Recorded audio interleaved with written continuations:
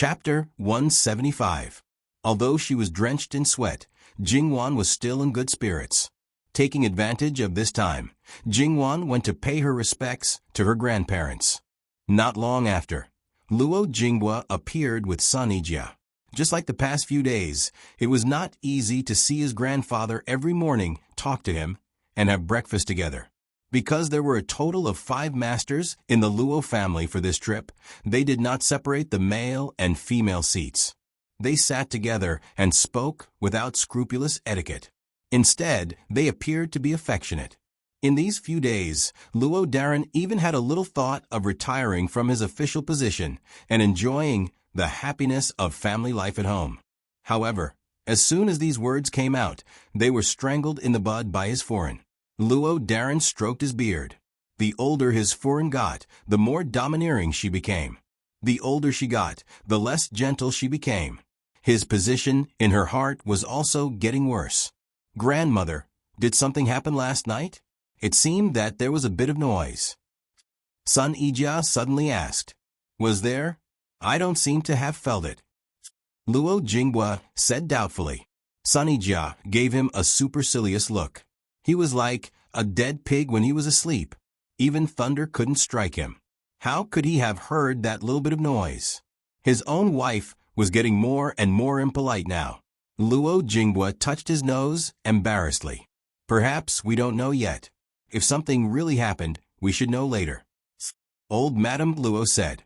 The old couple looked at each other and had a tacit understanding. Last night's incident should have alarmed many people. However, the emperor did not summon them. Therefore, those who should not be involved did not join in the fun. It should not be a small matter. Sure enough, before they set off, some rumors spread out. It must be known that Ruan Fangfei changed from Jin Qinhuang's prospective Cifei to his uncle's prospective Cifei. How could it be hidden? However, because they did not know the specifics, and all kinds of guesses were flying around. When it came to this kind of thing, the so-called guesses were naturally not good. Although not everyone could find out the truth of the matter, there were always some people who had special privileges.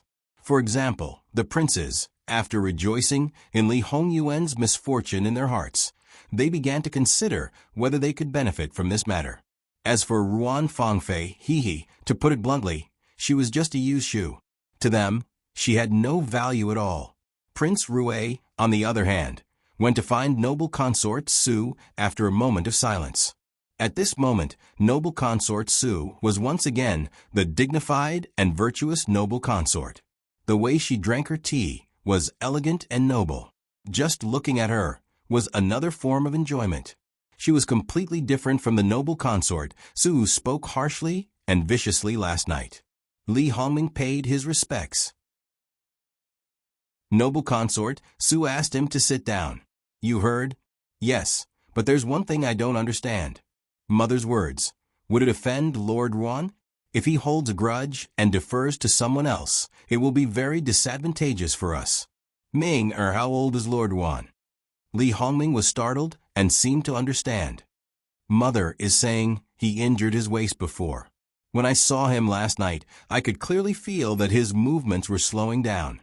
In addition to last night's blow, if he was still young, he would probably be fine. However, he's already old and his temperament has weakened. Naturally, his endurance is weaker. For the time being, he might not have fallen, but the root of the disaster has already been buried. Before Ruan Fangfei's accident, he might have been able to hold on for a few more years until the new emperor ascend the throne. Now, he's returned to the capital for the summer vacation. Therefore, there was no value in roping in a capable person like the Grand Secretary of the Cabinet. There was also no need to fear him. If he was offended, then so be it. Li Hongming curled his lips. So that's how it is. Thinking about it, it's indeed human nature. If this matter doesn't affect him much, then it can only mean that his wife and daughter don't have a high position in his heart. According to his usual style, he will definitely weigh the pros and cons and continue his neutral position. Even towards mother, he might even use the excuse of not bickering with women to drop the matter. What you said is not impossible. However, looking at his appearance, the possibility is less than 10%. Li Hongming nodded. The Grand Secretary's importance to his wife and daughter was obvious to all. On the other hand, Ruan Fangfei has been targeted again and again along the way. Previously, she was so frightened that she almost lost her soul. I'm afraid that last night's incident was not simple. If she was already mentally weak, why would she take the initiative to seduce a man? No one would believe it. If she refuses to say, then all the rumors can only be borne by her. As for who is targeting her, who knows? According to Yuan Er's previous attitude, he is the biggest suspect. However, he has always been straightforward, and his likes and dislikes are all on the surface. He disdains such methods, and he doesn't have the strength to do so. Regarding Li Hongyuan's words, Li Hongming directly ignored them. For this kind of matter, even if she tells the truth, it won't be good. Let's not talk about other things. According to Uncle Zhong's words, he might be a scapegoat. Ruan Fangfei is disfigured and lost her chastity. Uncle Zhong has no real power and won't fight for anything. Lord Ruan can't restrain him. Ruan Fangfei has entered the Prince Zhongfu and is at Uncle Zhong's mercy. If she makes Uncle Zhong unhappy, she will only suffer. Speaking of which, the reason why she stubbornly refuses to say may not be that complicated. After that, they just chatted and stopped talking about this matter.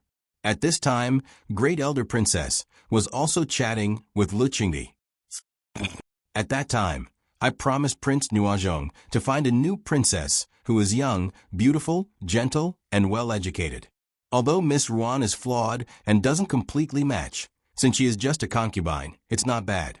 Brother, please keep an eye on her.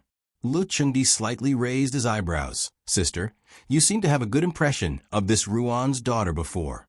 Why do you sound like, brother, a person who is too perfect and excellent in all aspects may not be likable?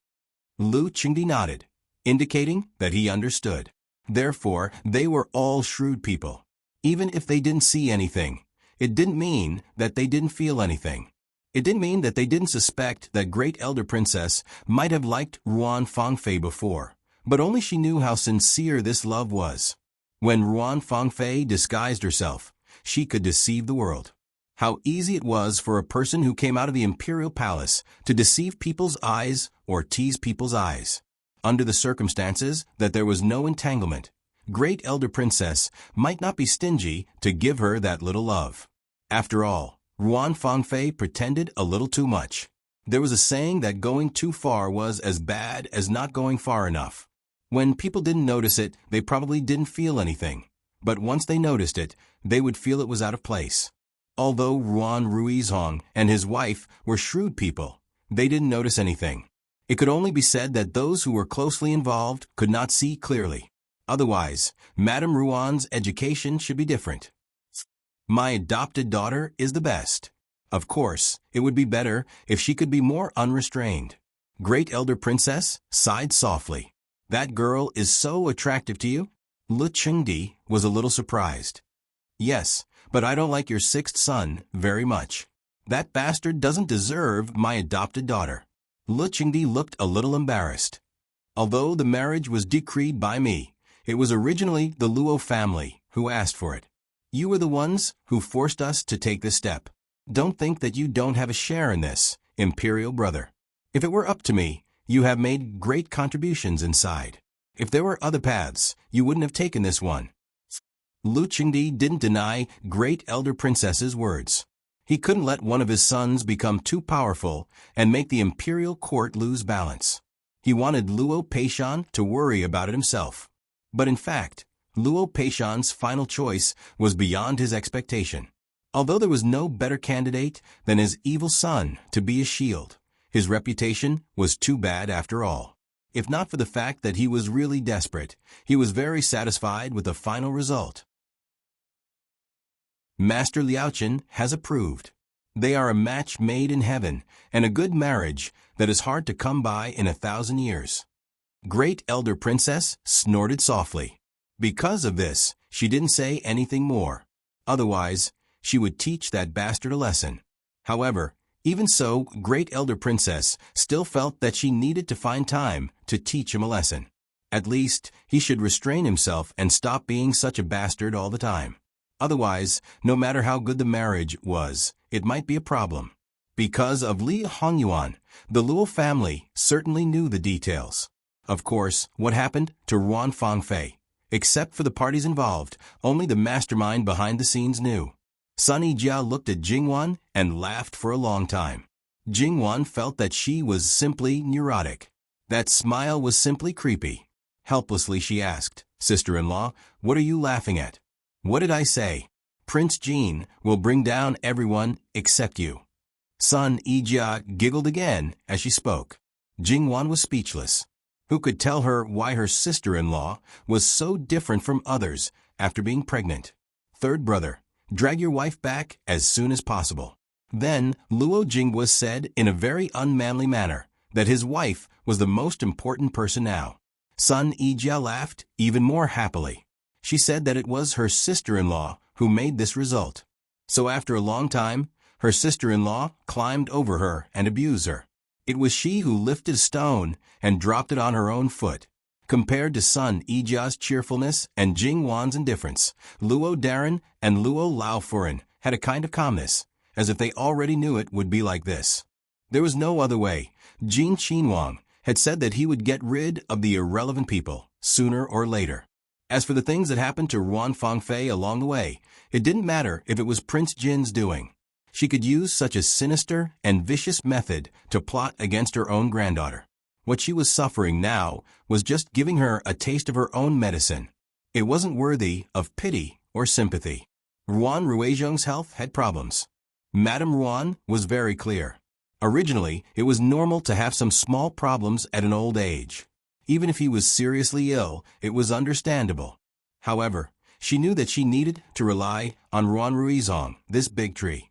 Before her goal was achieved, he couldn't fall. Therefore, on the issue of his health, she spent more effort than teaching Ruan Fangfei. Of course, she was the kind of person who did good deeds without leaving a name.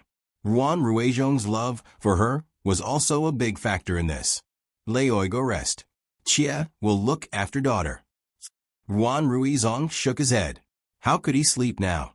"Master, we can only rely on you now. If you, how can we live?" As she spoke, she couldn't stop sobbing in a low voice.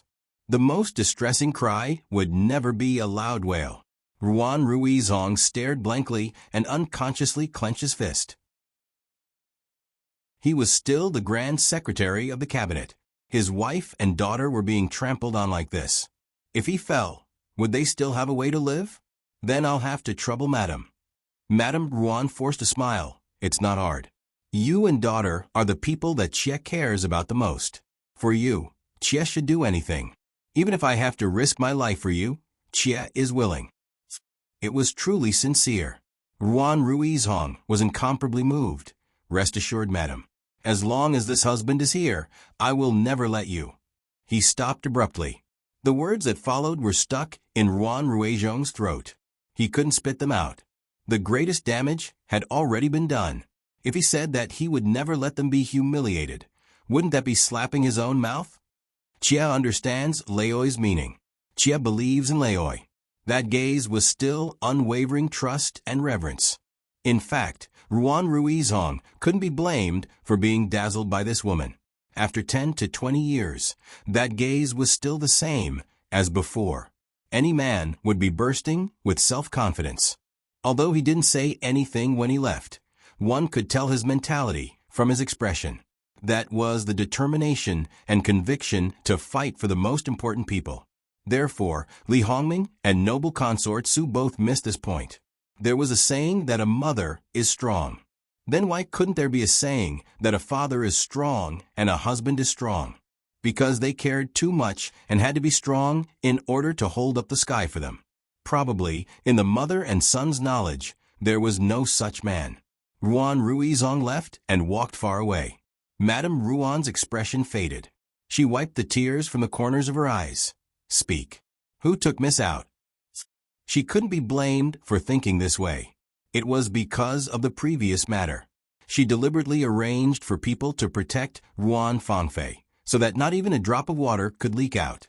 Even if there was someone behind the scenes, it was impossible to take down everyone one by one without being discovered.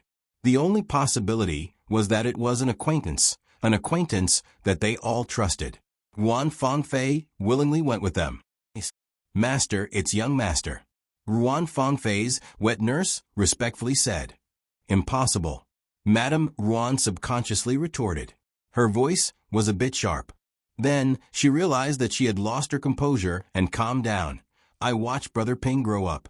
He dotes on Fangfei like she's in the palm of his hand. Are you sure it's him? If it was really him who appeared and lured Fangfei away, she really couldn't blame them for not protecting her well. The wet nurse knew what she meant and couldn't help but frown. Master, this servant didn't find any flaws. I believe that the others are the same as this servant. Otherwise, how could they let him take Miss away?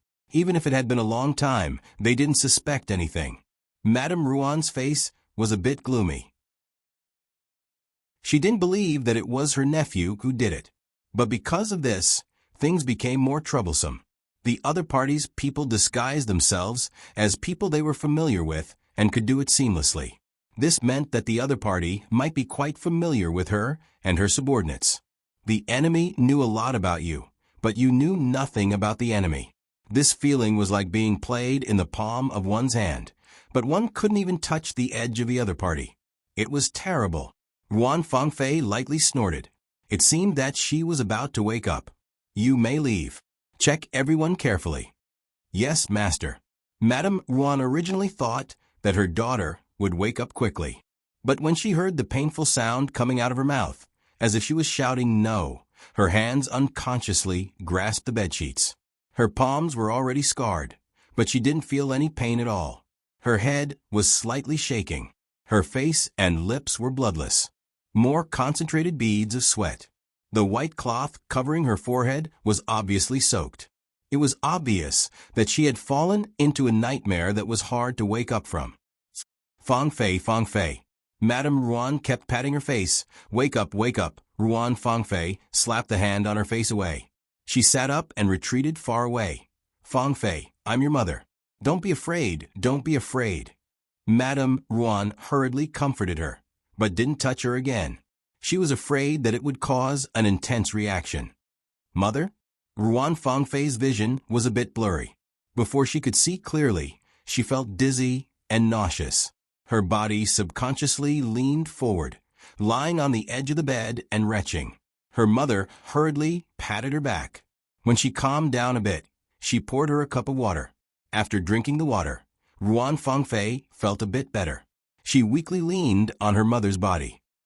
Fangfei, tell your mother. What happened? Say it. You'll feel better if you say it. It would have been better if she didn't say it. Once she said it, Ruan Fangfei immediately went crazy. Wei Nanping, that bastard. He better not let me see him. Otherwise, I'll skin him alive and chop him into minced meat to feed the dogs.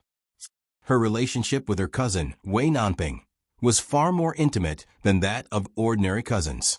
Since the age of 13, they had been honest with each other. Other than the bottom line, they had done everything they should and shouldn't do. No matter what, he would listen to her. If she said no, even if the arrow was on the bow, he would stop. In her eyes, he was like a loyal and obedient dog by her side. As long as she gave him a little sweetness, he would do anything for her. Even if she asked him to die once, he would not hesitate to stab himself. However, it was this kind of dog that dared to humiliate her and trample on her last night. Not only him, he brought a group of people. In the dark, she didn't even know how many people there were. Their mouths were full of filthy words. They used the dirtiest and foulest words to humiliate her.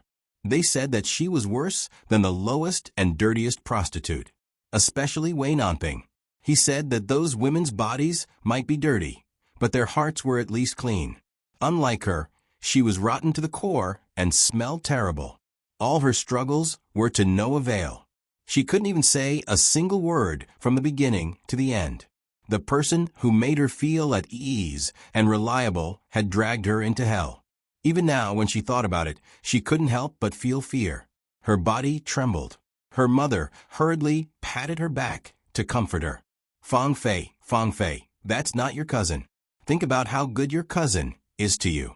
If you lose even a strand of hair, his heart will ache. How could he hurt you? You know the art of disguise. Mother once showed you a human skin mask. Someone must have pretended to be him just to coax you out. Ruan Fangfei endured the discomfort and tried her best to remain calm. She sat up straight and looked straight at her mother. She revealed a sarcastic and cold smile. Mother, are you saying that I'm stupid? I can't even tell the difference between a person I'm so familiar with and a fake? No, Fangfei, listen to Mother. No one recognized him, so it's not your fault. You, not my fault? Why? Could it be that someone thinks that I'm to blame for this? Also, why do you think that those idiots can't tell the difference between the real and the fake? Even I can't tell the difference? How could she be wrong? Who else could be more familiar with that man than her? At that time, she also felt that this wasn't her cousin. Her cousin would never treat her like this. Who are you? Who are you? Who sent you? Who sent you?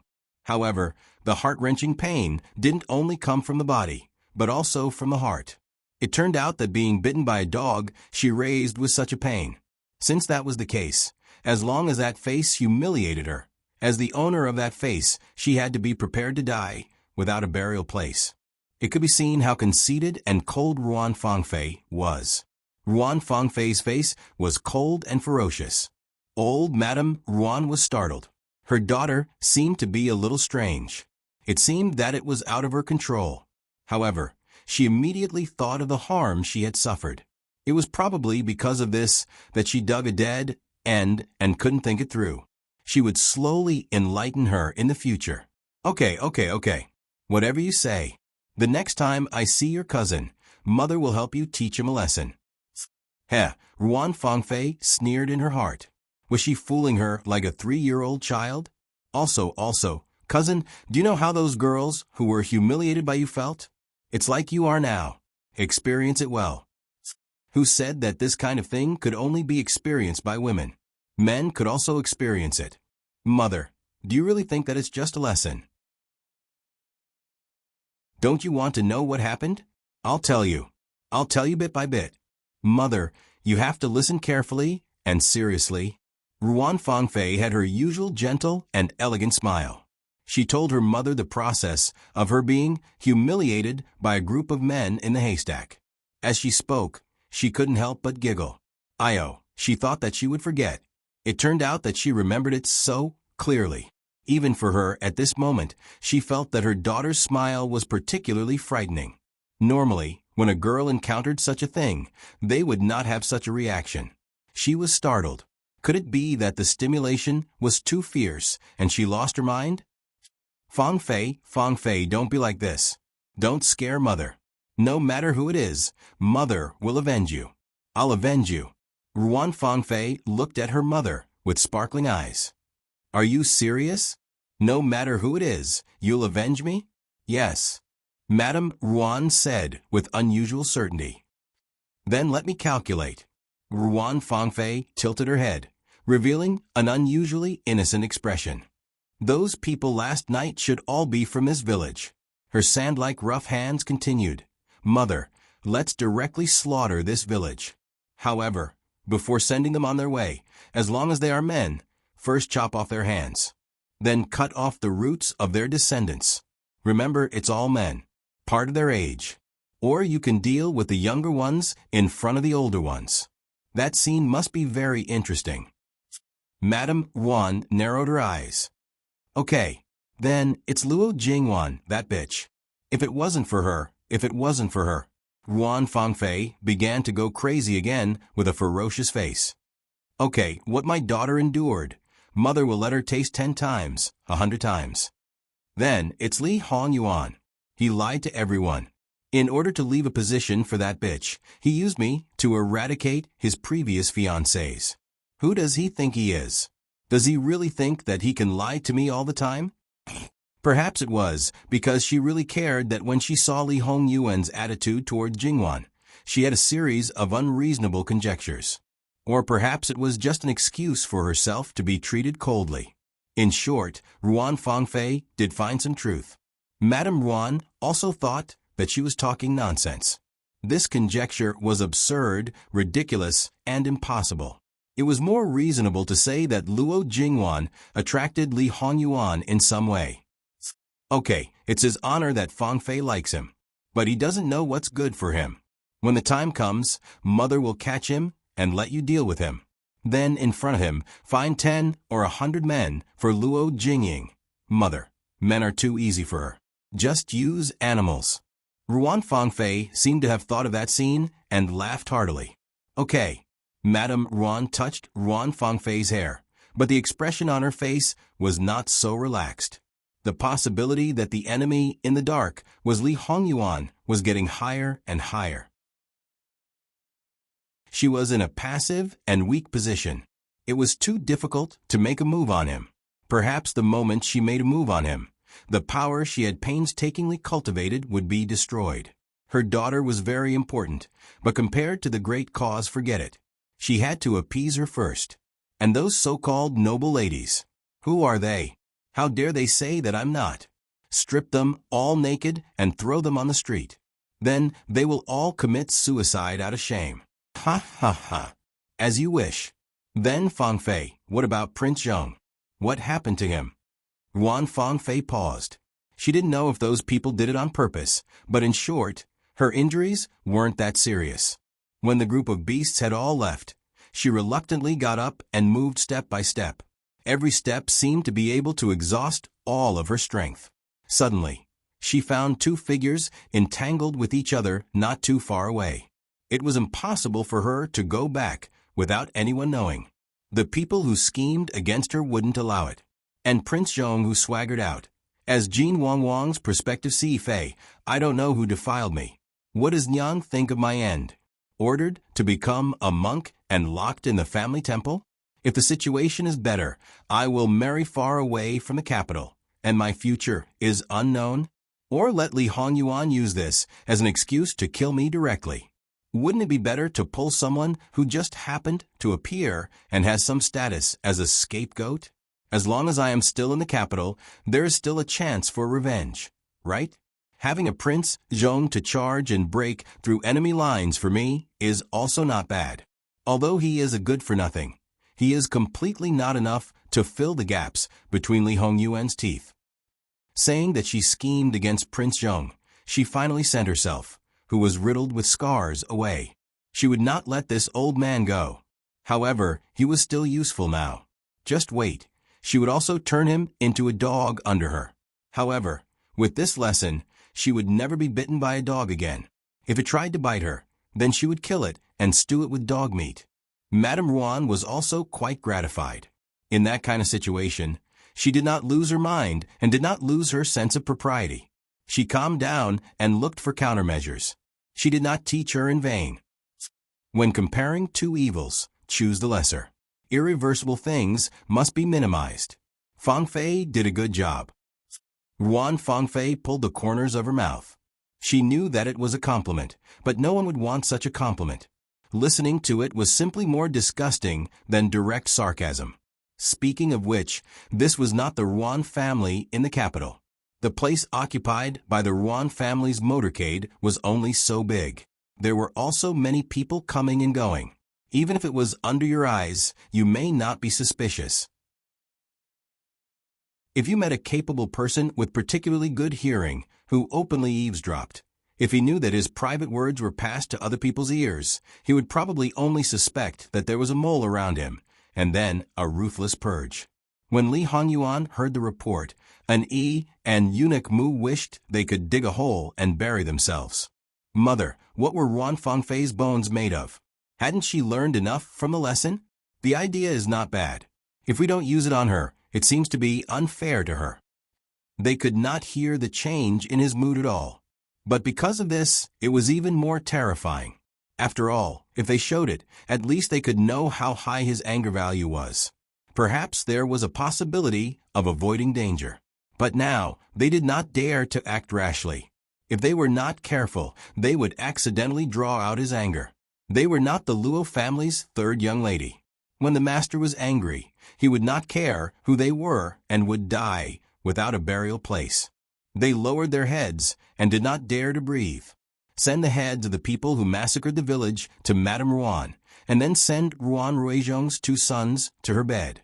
By the way, tell Uncle Zhong that Ruan Fangfei is already his woman, although she has to wait until they return to the capital. During this period of time in the summer palace, he does not need to restrain himself. She is just a woman who does not need to spend money and can be played casually. Naturally, the more exciting the better.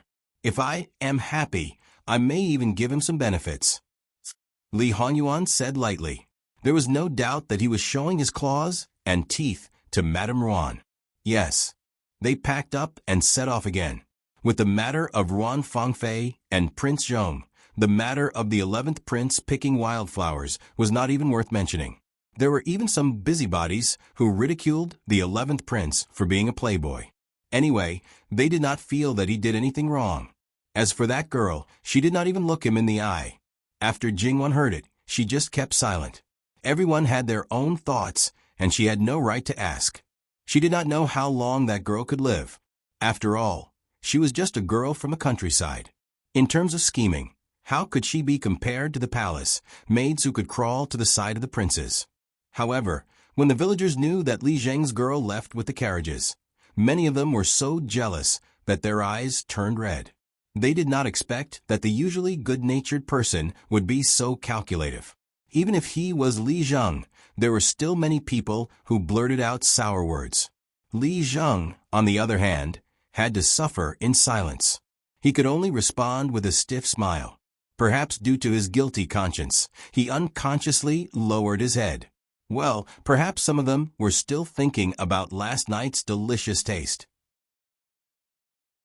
Little did they know that a group of hunters who wanted to destroy their entire village was waiting in the dark for today's night. Digression. https://www.bicken.com/11/11807/6653171. HTML. Please click here to report. Registration is not required. We will handle it as soon as possible. After reporting, please wait patiently and refresh the page. Please remember the domain name of this book, www.bicken.com. Bicken. Com mobile version reading website, mbicken.com. Chapter 176.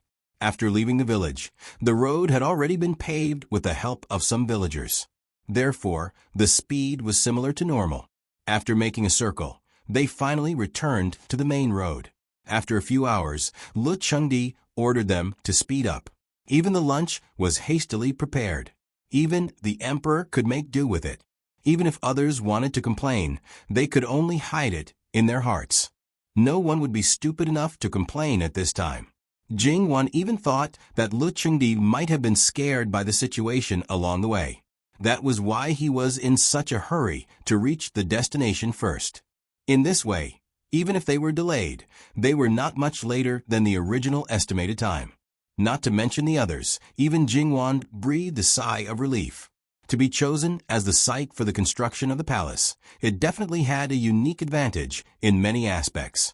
Not to mention other things, after entering the land, she could clearly feel that the temperature had dropped a little. When she finally landed, Jingwan estimated that the temperature had dropped by at least 5 or 6 degrees. Although this number was not obvious, to be more specific, it was the difference between 37 or 38 degrees and 32 or 33 degrees. The latter would definitely make people feel much more comfortable. Sometimes, one could only feel it when they personally experienced it. After getting off the carriage, Sunny Jia could not help but breathe a sigh of relief. Fortunately, we followed. This place is indeed much more comfortable than the capital. When her feet touched the ground, Jingwan took 2 deep breaths. Then, she smiled at Sunny Jia.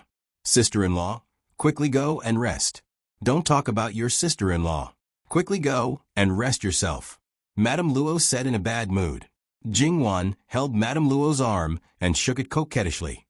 I know, grandmother. Let third brother settle the matters. We all go and rest. Jingwan did not hold back at all and threw her bag to her brother. Luo Jinghua did not mind at all.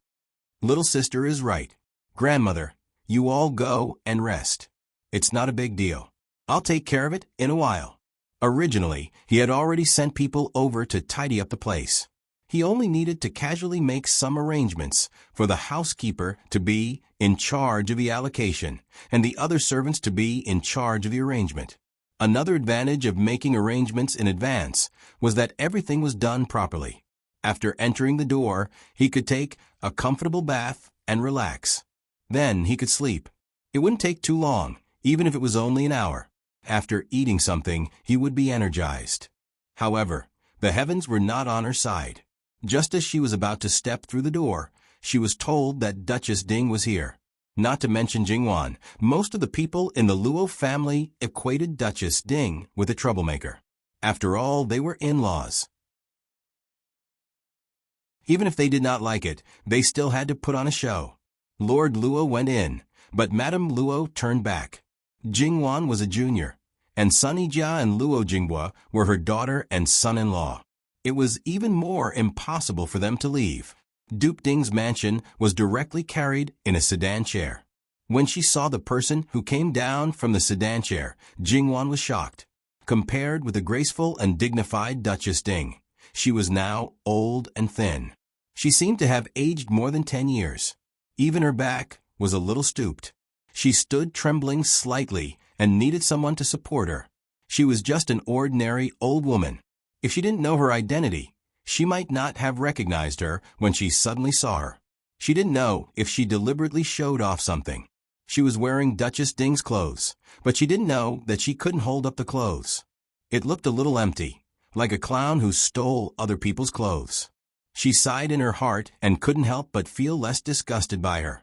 Jingwan hadn't seen her since she broke off her marriage with Sun Yilin. She was sick, so it was not Jingwan's turn to visit her. Except for her brother and sister-in-law, who went back to visit her a few times. Only her mother went to visit her once. However, that time, it was probably not a good thing, because her mother didn't go for long, and she didn't look well when she came back.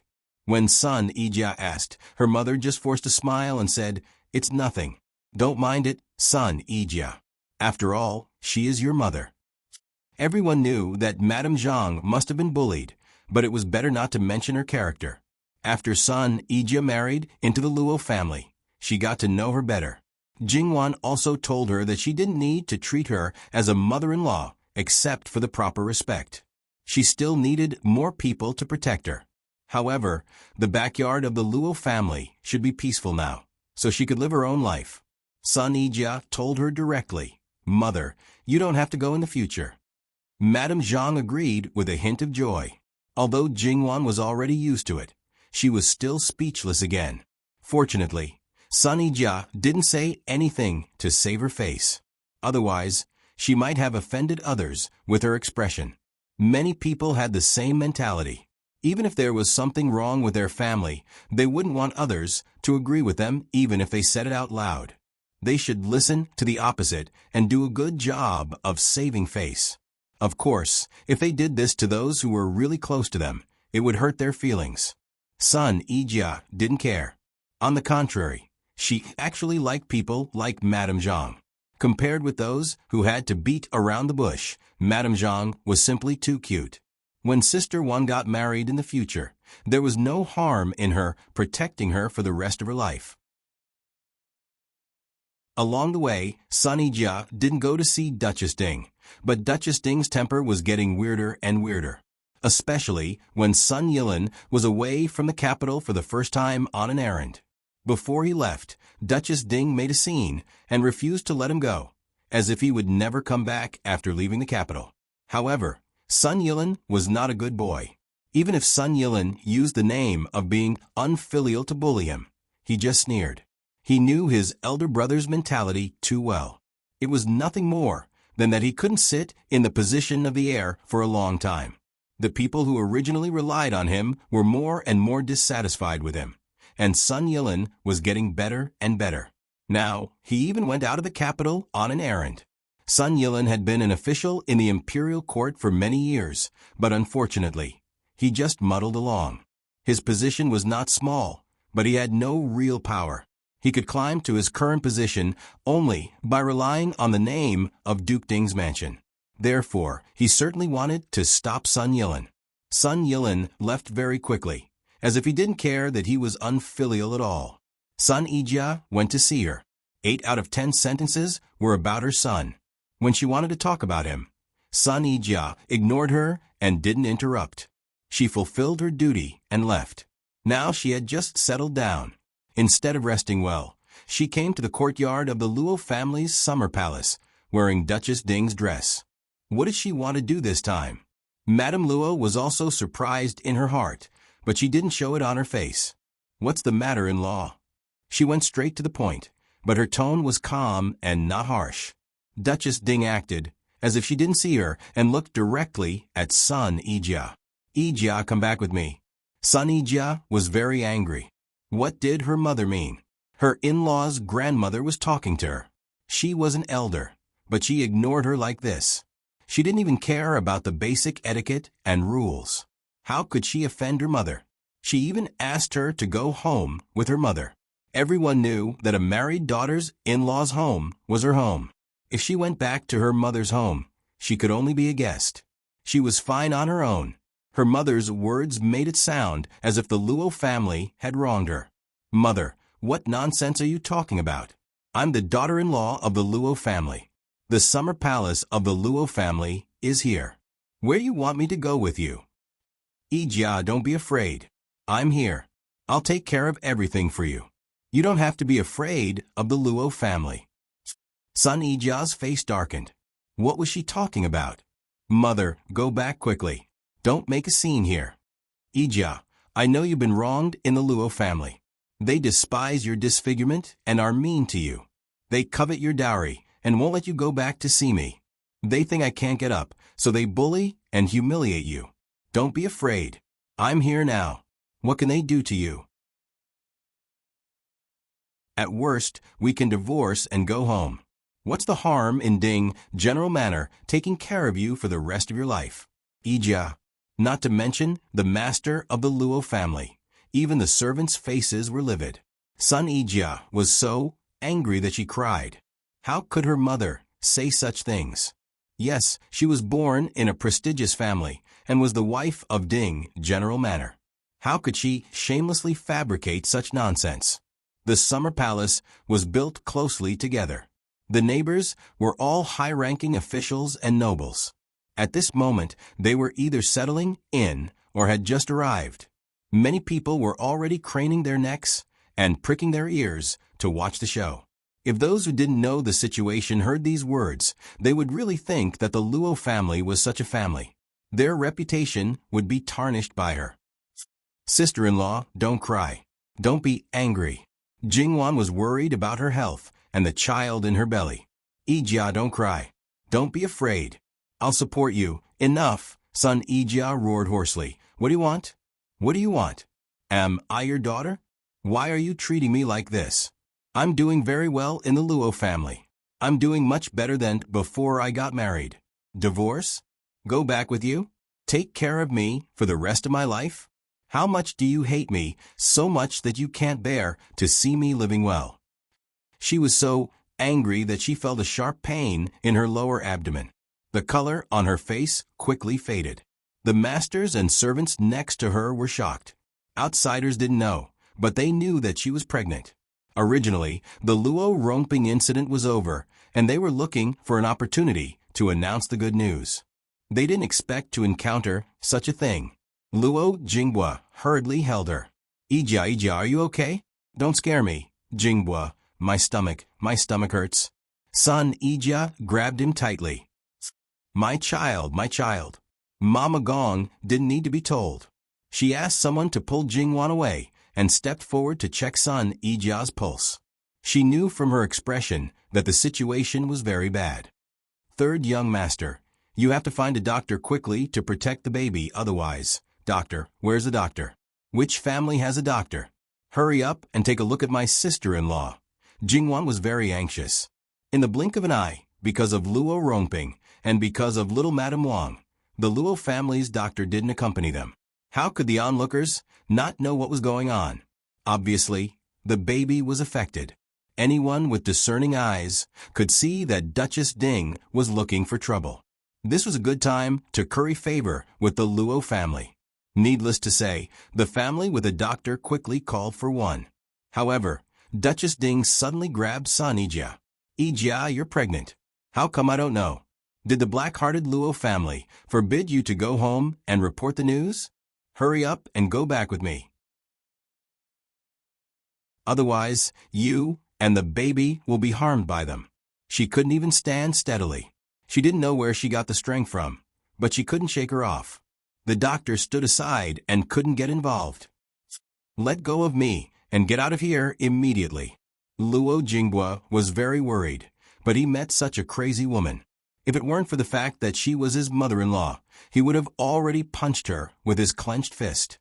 His respect for her status had all turned into bubbles at this moment. He even wanted to kill her. The scene was so chaotic, and the servants brought by Duchess Ding were also very regretful. If they had known that things would turn out like this, they wouldn't have dared to bring her here. The people who served her closely were also very worried. If this went on, she would really lose her baby. At that time, the enmity between them would be huge. However, their madam's temper was really too strange now. The people who used to know her best couldn't help her. They were worried that something would happen to her, so they could only persuade her nicely to let go. However, she didn't listen to them at all. She kept shouting, Ijia, go back with me. Son Ijia's hand had already been pinched by her. Luo Jinghua was no longer polite to her. He directly reached out and pried her hand away. His strength wasn't light at all. Son-in-law, be gentle. Get out of here. Get out of here. This cold and stern reprimand was accompanied by a stick. In the eyes of others, it was old Madam Sun who was impolitely hitting with her cane. The surrounding servants were hit and turned their heads. When they saw that it was their old madam, they immediately shrank their necks and retreated to the side. Duchess Ding's hand happened to be pried open by Luo Jinghua. In fact, it was also thanks to Nanny Gong. She clasped the acupoint on the inner side of Duchess Ding's arm, making Duchess Ding loosen her grip uncontrollably. Nanny Gong then let go at the right time. Old Madam Sun grabbed her hand that was about to scratch Luo Jinghua, threw it away, and slapped her. Duchess Ding, who couldn't even stand steadily, was naturally knocked to the ground. She didn't know whether she was stunned by the slap or for other reasons. In short, she looked at old Madam Sun in a daze. There was a moment of silence. However, old Madam Sun didn't even look at her. Where's the doctor? Hurry up and take a look at my granddaughter. The doctor on the side hurried forward. After taking her pulse, his heart skipped a beat. It would depend on luck to carry this baby. Hurry up, carry her into the room. Hurry up and lie down. Luo Jinghua waved away the servant girls and older female servants who came up to help. He directly carried son Yijiao in his arms and almost trotted to the door. The servants and the doctor hurriedly followed him. Jingwan originally wanted to follow them in, but she couldn't help. On second thought, she immediately asked the servants to take out all the medicine they had prepared in case of an accident. There were some common medicines that could be used to protect the fetus. However, the prescription of a set of herbs might be different for each doctor. Therefore, Jingwan was not at ease. What if they didn't have all the herbs they had? What if they didn't have any with the other families? If they happened to need it, they would be in a hurry to find the medicine and waste time. Thinking about this, she immediately walked to Madame Luo's side and told her thoughts. Hearing this, old Madame Luo immediately ordered people to do it. This matter actually happened very quickly. The process didn't take long. Luo Peishan sat down and took a sip of tea. When he heard that something had happened outside, he hurriedly came out. When he saw Luo Jinghua's back, he frowned and walked out of the door. When he heard old Madame Luo's words, he said, "When you go to ask for the medicine, tell each family that as long as they share the medicine, regardless of the amount, this old man owes them a favor." A favor from the Minister of the Ministry of Official Personnel Affairs was really coveted. Old Madam Sun looked at the Luo family's actions and then looked at her own. She was still her biological mother. How could the difference be so big? Send your wife back. In the future, without my permission, she is not allowed to take half a step out of the courtyard. And all of you, you know that she is sick, but you still let her do whatever she wants. When you go back, each of you will be flogged 10 times. Old Madam Sun had been in charge of this mess for most of her life and really didn't want to care about it anymore. She originally thought that she could make trouble at home, but who knew that in the blink of an eye, she would cause such a mess? If she hadn't asked one more question and inexplicably put on her clothes when she was about to reach the summer palace, she was worried that she would cause trouble and rushed over to take a look. It didn't matter if she died, but she was afraid that her death would affect the reputation of the Luo family, Ijia and her husband. No matter what the reason was, as long as something happened to her, the Luo family would be in trouble. As old Madam Sun's mother-in-law, it didn't matter how she punished her. Even if she died, it didn't matter if she was accused of forcing her daughter-in-law to commit suicide. Anyway, she was already a person who was buried up to her neck. After dealing with Duke Ding's wife, old Madam Sun walked to the Luo family and said, "In-law, it's my fault. I should have detained her long ago. My daughter-in-law is hysterical. She thinks whatever she thinks all day long and can't listen to others. Don't take what she said to heart. As for Ijia, we all hope that she and the child will be well. Our family is sorry to your family." Old Madam Sun couldn't go on. None of the Luo family's great-grandchildren had been born yet. The baby in Ijia's belly was only the second one, so the Luo family naturally valued it. If the baby died, it would not only be the culprit's fault, but also the entire Duke Ding's mansion's fault. Speaking of which, old Madame Luo married before her, but her eldest son was much younger than her. Therefore, she had several great-grandchildren, but her eldest one hadn't been born yet. She didn't know whether it was because she didn't have a child in the early years or because she had difficulty conceiving. Even though old Madam Sun spoke kindly, old Madame Luo's expression was still not very good. "In-law, you don't have to say anything. Let's see if Ijia's child can be saved. If the child can be saved, I'll take care of it. Unless her mother dies, I won't let her go back. This happens to be what she wants. Our Luo family won't bear the reputation in vain." Old Madam Sun nodded. She has a bunch of people to serve her, so she doesn't need Ijia to do anything. Taking care of the baby is the most important thing. Even if you allow her to go back, I won't allow it. I only have one granddaughter, Ijia, and I'm also waiting to hold my great-grandson. I'll go back first. "In-law, why don't you come in and have a seat?" "No, I just arrived. I have something to do anyway. Besides, Ijia is here, so I won't add to the trouble. I just want to trouble you to tell me about Ijia's situation later. I'll come to see her then. As for the rest, just let her take care of herself and don't think too much. Don't make life difficult for herself and her child because of her mother." If that's the case, then she should completely give up. Although the last sentence was vague, everyone understood what she meant. It was nothing more than telling son Ijia not to count on her mother anymore. If she didn't care about her mother at all and didn't take her seriously, then she wouldn't be sad. "All right, I won't send you off, in-law." Old Madam Sun nodded. As she turned around, she glanced at Jingwan and said, "It's our brother Lin's bad luck, but it's only right that he's blessed to have such a mother. Fortunately, Ijia married into your family. I'm content that one of the siblings is blessed. I don't have any regrets in my life." She then turned around and left. Speaking of which, old Madam Sun had a lot of children and grandchildren. Moreover, she had 4 generations living under the same roof. However, in Jingwan's eyes, her back looked a little bleak. She heard that recently.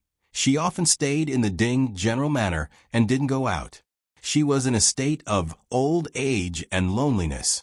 Obviously, a person like her should be spending time with her grandchildren and enjoying the happiness of a family. The doctor first stabilized son Ijia's fetus with silver needles and then hurriedly prescribed medicine.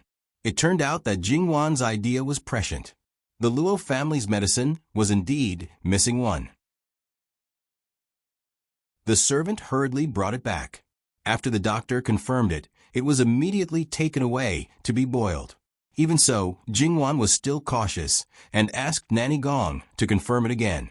It was not that she thought that the family who distributed the medicine would do something, but there were too many secrets in the backyard. Jingwan was afraid that the family who distributed the medicine would do something wrong without her knowing. What if it was used on her family by accident? Jingwan had to be careful at this time and couldn't be careless. In this aspect, Nanny Gong was naturally very good at it. Sun Yijia's fetus was saved for the time being. However, according to the doctor, it was only temporary. Before the fetus was completely stabilized, if she was a little emotional, she would have a miscarriage. Moreover, it was the kind that could not be saved. She had to be more careful in the future. After all, a lot of blood was seen this time. After sending the doctor away, Sun Yijia was comforted by the Luo family in turn. In addition to her grandmother's words, she thought about her almost lost child and forced herself to stabilize her emotions. Gradually, she really calmed down. In fact, without her grandmother's words, she had completely given up on her mother. She no longer thought about why her mother became like this today. After all, it couldn't be because of her.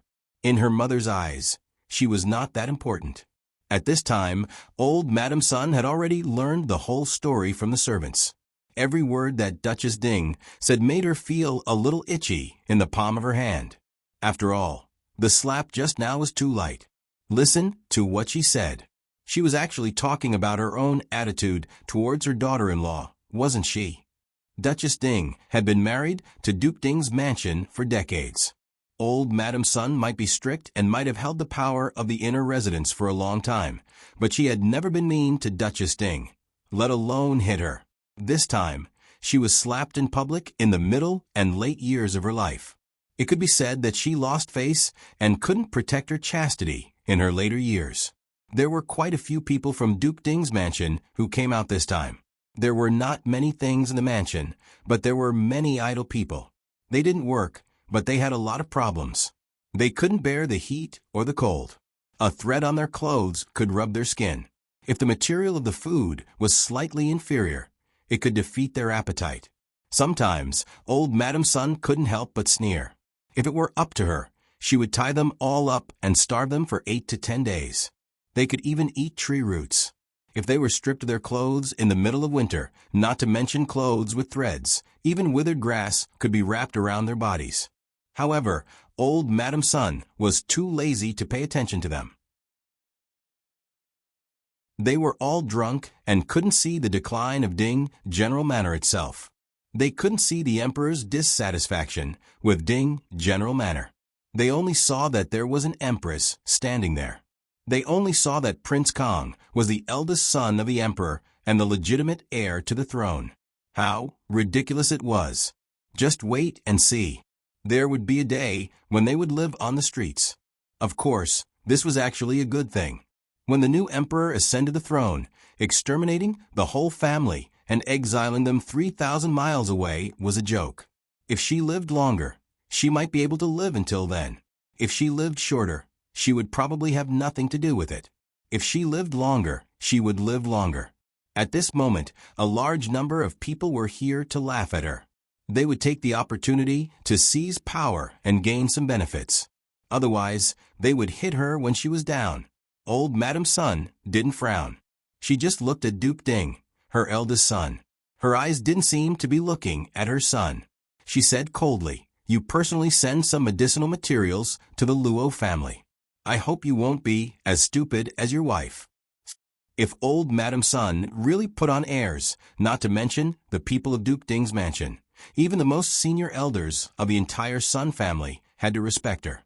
The others would be terrified and shrink their heads like quails. Therefore, even Duke Ding had to respectfully respond at this moment.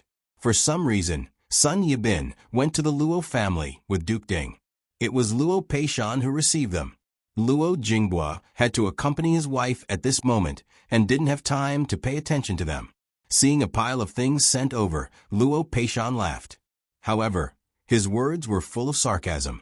He scolded people without using any dirty words, which made the father and son blush and smoke coming out of their 7 orifices. However, they couldn't find any words to refute. If you refuted one sentence, he could return 10 sentences to you. Moreover, he was in no hurry and was very gentlemanly.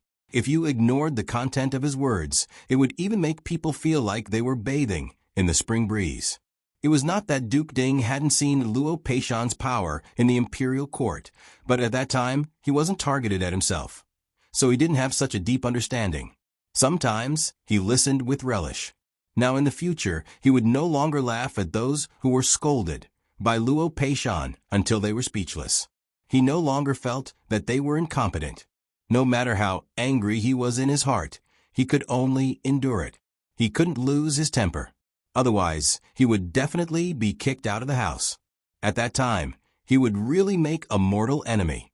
In the end, he couldn't bear it anymore and asked to leave. However, because he thought of his mother at home, he asked about Sun Yijia's situation. However, the saddest one was probably Sun Yibin. He came with a purpose, but in the end, except for the initial greeting, he didn't say a word. When he came out, his whole face was wooden. It was not his fault. He was not qualified to enter the imperial court and had not seen Luo Peishan's power at all. He went back to report to old Madame Sunday. Old Madame Sun didn't say anything. She glanced at Sun Yibin with a gloomy and angry look. More importantly, he unconsciously drooped his head because of the blow. Old Madame Sun didn't comment. This grandson of hers had a bad heart since he was a child. He didn't walk the right path, but walked the crooked path. If he could straighten out his mentality, he wouldn't be like this. Mother, Yijia is pregnant. It's a happy event. Should I send something else? You don't have to worry about that. Do what you need to do. Duke Ding choked and twitched the corners of his mouth. Yes, then I'll take my leave first. As the mainstay of the Empress and Prince Kang's faction, when the Empress and Prince Kang were not around, he should be more active. He must not let the hearts of the people in their faction scatter. He must firmly tie them down. Sun Yibin naturally had to run actively in order to stabilize his position. Because he couldn't even get the position of heir of the Duke, if he wanted others to support him, he naturally had to be more courteous to the wise and spend more money. Of course, it was getting late and they were tired along the way. Everything could only wait until tomorrow.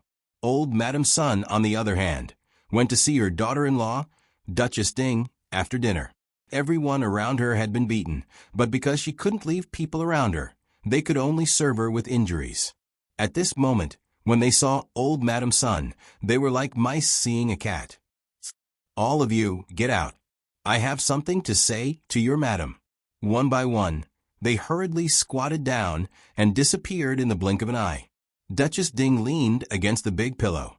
Her eyes flashed, as if she was considering whether to get up and salute. Old Madame Sun didn't care about it at all. She sat down next to her and said, I know. You always carry the things at the bottom of the box with you. Take them out and give them to Yijia. Consider it your compensation to her. Duchess Ding's lips squirmed, but she didn't say anything. Old Madame Sun was calm and composed. In terms of spirit and appearance, she was even younger than her daughter-in-law now. If you don't take them out, I'll have someone send you back to the capital tomorrow. Of course, I'll also bring the divorce letter I wrote to you. Then, I'll tell the world about your great achievements. Duchess Ding's pupil shrank. Mother, you actually want to divorce me? https://www.bicken.com/11/11807/6653175. HTML. Please click here to report. No registration required. We will deal with it as soon as possible. After reporting, please wait patiently and refresh the page. Please remember the domain name of this book, www.bicken.com. Biku Pavilion Mobile Version Reading Website, ambicken.com.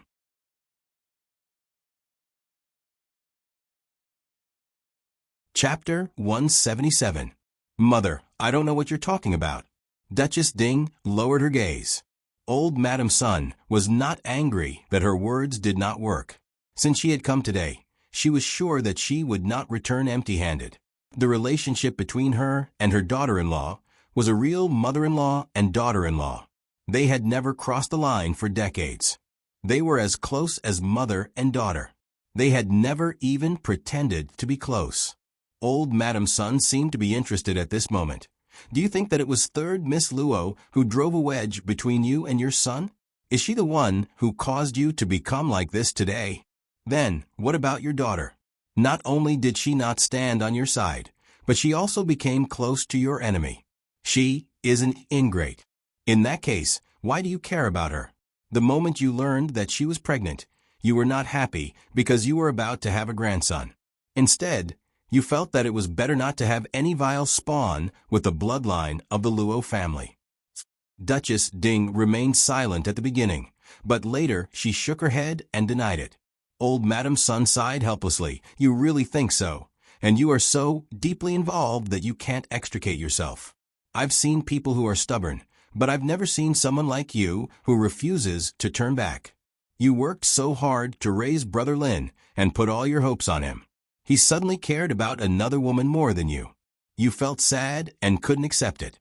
This is actually quite normal. Many mothers have such a mentality, but you can't wait to tie him to your belt. Is this the way you care about your son? Oh, when did you hit your head? Have you become stupid? When he really got married, would he treat his wife as a decoration? Would she have no use other than giving birth to children?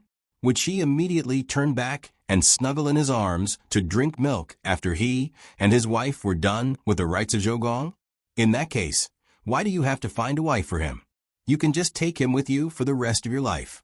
When you die, take him with you. You can even ask to be buried in the same coffin. He has been in your belly from the beginning and will be by your side until he dies. Look, how good is that? Except for you, no one else can be so close to him. Old Madam Sun was not in a hurry. She even deliberately lowered her voice towards the end. Duchess Ding's face turned green and white. She widened her eyes in disbelief. These words almost directly said that the mother and son had lost their morals.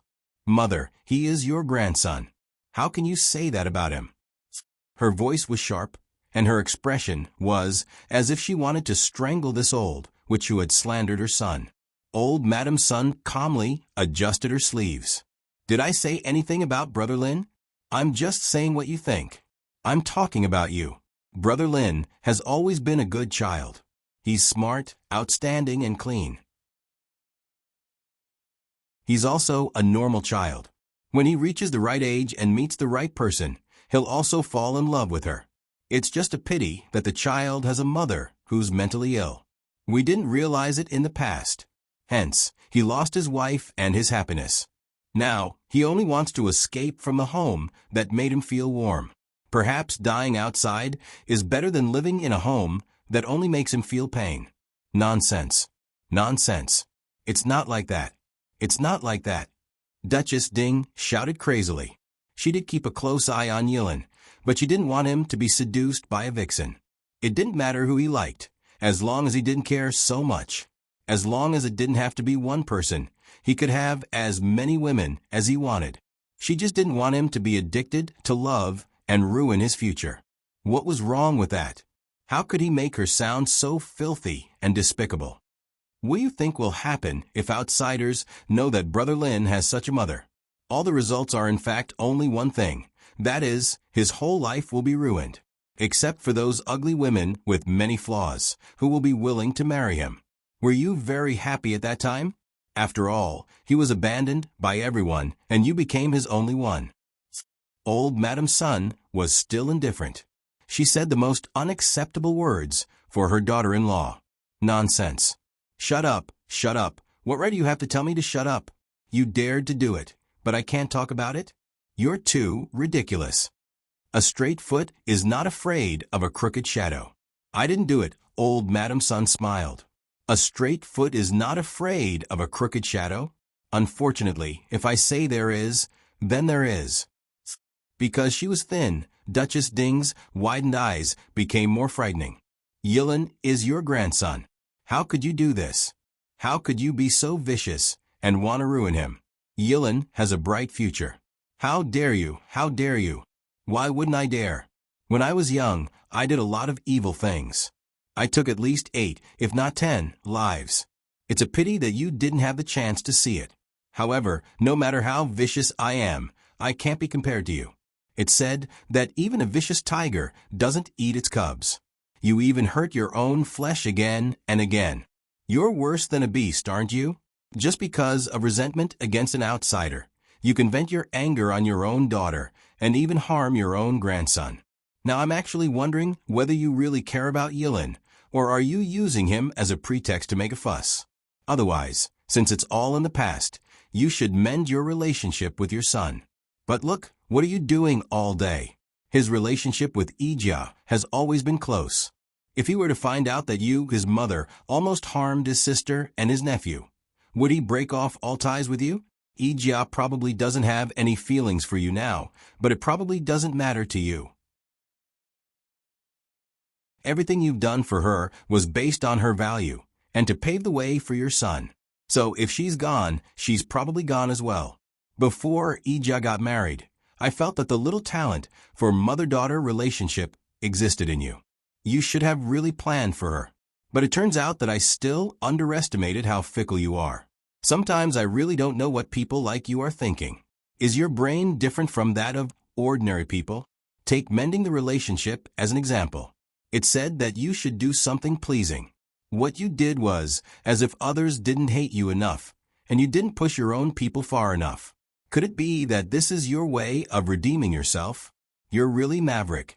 Or can I put another way? You're so stupid that no one can compare? Duchess Ding stared at old Madame Sunday. She had been married for decades, but this mother-in-law had never said so much to her. But every word was like a gem, piercing her heart and lungs. Suddenly, she pounced forward and reached out to strangle her. Madame Sun La got up and stepped back unhurriedly. Duchess Ding fell to the ground at once and struggled awkwardly. The people outside heard the noise and communicated in their hearts. Finally, they couldn't help but come in. When they saw the scene, they were stunned for a moment and didn't know what to do. Old Madame Sun turned around and said, "Come in and help your madam up." Hearing this, they didn't dare to be negligent and quickly came in. However, they subconsciously avoided old Madame Sun carefully. They only felt that this old madam was really too terrifying. The madam who had exhausted all of them was like a clown baring her fangs and brandishing her claws in front of the old madam. But the old madam didn't even frown. After they settled her down, old Madame Sun immediately told them to get out. Duchess Ding wanted to reach out and hold them, but the one who was within reach was directly pushed away. After being stunned for a moment, she began to make a scene again. Old Madame Sun poured a cup of warm tea from a table and only took a sip. Then, she walked to the side of the couch and poured it all over her head. I've only done this kind of thing a few years after I got married. I haven't done it for decades. Now that I'm rewarding you, you should feel honored. The tea dripped down. Not only did it wet her hair, but it also smeared her face with water. She couldn't even open her eyes. Old Madame Sun put the cup back and turned back. "Have you calmed down?" Duchess Ding wiped the water droplets on her face and remained silent. Old Madame Sun asked again. "Calm down, mother." "I've calmed down." Duchess Ding felt an inexplicable chill. She trembled and hurriedly spoke. "It's good that you've calmed down. I tried to talk to you nicely, but you didn't listen and forced me to use tricks. Perhaps I was too kind to you in the past and didn't teach you well. That's why you've become like this today." What she said before was called talking nicely. Then what are you like when you don't talk nicely? The corners of Duchess Ding's mouth twitched. After marrying into Duke Ding's mansion for decades, today was the first time she saw this side of her mother-in-law. Now that she thought back to what she had just said, she was really out of her mind. It was no different from courting death. She drooped her head and shrunk her shoulders. "However, no matter what kind of character you have today, I'm too lazy to talk to you anymore. Where's the thing?" "There's a sandwich under the sandalwood makeup box on the dressing table." Duchess Ding's lips trembled. Old Madame Sun walked over, picked up the makeup box, turned it over, and knocked on it. There was no hollow sound, but it was different from other places. She moved it to the candlelight and looked at it carefully. Then she found a way to open it. It turned out that it was tightly stuffed with cork. No matter how it was shaken, it wouldn't make a sound. Old Madame Sun took out the brocade bag, just rubbed it through the cloth with her hand, and then put it in her sleeve. The makeup box was restored, and then she left without saying a word. During the whole process, Duchess Ding just stared blankly. However, she could only stare and couldn't say a word. She had a hunch that if she really dared to refuse, she would really be kicked out of the house. Yilin would really be dragged into hell by her. Her maiden family would also be ashamed of her. Everything would fall apart. It turned out that her mother-in-law, who she thought was kind, could even abandon the reputation of Duke Ding's mansion and her favorite grandson when she became ruthless. As for whether her mother-in-law would give the thing to Yi Jia or not, she was not qualified to ask. She was not qualified to ask either her mother-in-law or Yi Jia. Old Madame Sun, who was about to reach the door, suddenly turned back. She stood 3 steps away from Duchess Ding and looked down at her condescendingly. Her face was no longer kind, but really cold. In the mud pile of Duke Ding's mansion, you can sit steadily for decades. It shows that you're not stupid. It only shows that Yilin and Yi Jia are actually the same. When they don't touch you, they can dote on you, and they can care about you very much. When they go against your will, they can also give them up. Don't use "for his own good" as an excuse. Don't flaunt yourself as a great and selfless person. You should know that your nature is exactly the opposite. However, no matter how much I say, it's all nonsense. Yilin has probably told you a lot. At that time, you may reflect on it. Later, you will only remember that you were disobedient and unreasonable to the extreme. If it's useless to talk, then do it. If you behave, I'll let you live out your life in Duke Ding's mansion. If you don't, I'll let you die in a mass grave and feed you to wild dogs. It's not a big deal to find a corpse to be buried in the ancestral grave of the Sun family instead of you. This is your last chance. Think carefully. Otherwise, even if I die first, I'll kill you before I die. Don't think about it. Pretend to be obedient now and stir up trouble after I die. You can rest assured that no matter what happens, I'll make arrangements for you properly. She didn't care about the mess of Duke Ding's mansion, and it didn't matter if it was completely destroyed. However, she couldn't bear to leave Yilin and Yi Jia alone. Duchess Ding watched her back disappear at the door. It was already dark outside, and she couldn't see anything clearly. She shuddered violently and couldn't help but collapse. After death, people paid attention to returning to their roots, being buried in the ground for peace, and enjoying the incense of their descendants. This mother-in-law would rather find a random person to cut off all her paths. In terms of means, who could compete with her? Duchess Ding thought that she had run Duke Ding's mansion for many years. Although she didn't have an airtight control, at least she still had most of the power in her hands. However, looking at the attitude of the people who served her and were regarded as her confidants in front of the old madam, she knew that what she thought was just a joke. You can only be in power when he doesn't take power seriously. When she takes power seriously, you can stay away from her. Before the current emperor ascended the throne, there was also a bloody battle. Her father-in-law was much more powerful than her husband, the current Duke Ding. In the end, Duke Ding's mansion was still controlled by her mother-in-law. Did she think that she was really kind just because she had seen her kind face for too long? Did she think that she wasn't good at scheming just because she didn't make trouble for her? Her body went limp and she stared blankly at the void. Was she really that kind of person? But it turns out that you care about yourself the most. You don't allow others to ignore you. You don't allow others to disobey you. Once you cross your bottom line, you'll go crazy and lose your rationality. You don't care about the consequences and only think about yourself. Sun Yilin's words echoed in her ears again and again. She used to treat them as wind and forget them as soon as she turned her head. But now, they seemed to be engraved in her heart. She tried hard to deny it and told herself that she really only cared about Sun Yilin. However, the truth was that if she really cared about him, she should help him marry the girl he liked, let him wear a happy smile, and let him give birth to a big, fat grandson for her as soon as possible. She would hold her grandson while the husband and wife would watch with a smile from the side, imagining such a scene. Tears slipped from the corners of her eyes uncontrollably and disappeared into her hair. And Ija. She was supposed to be able to hold her grandson in a few months. Because the place was small, each courtyard must be limited. Duke Ding's wife was ill, so she was not arranged to live in the same courtyard as Duke Ding. Moreover, Duke Ding was particularly disgusted when he saw her now.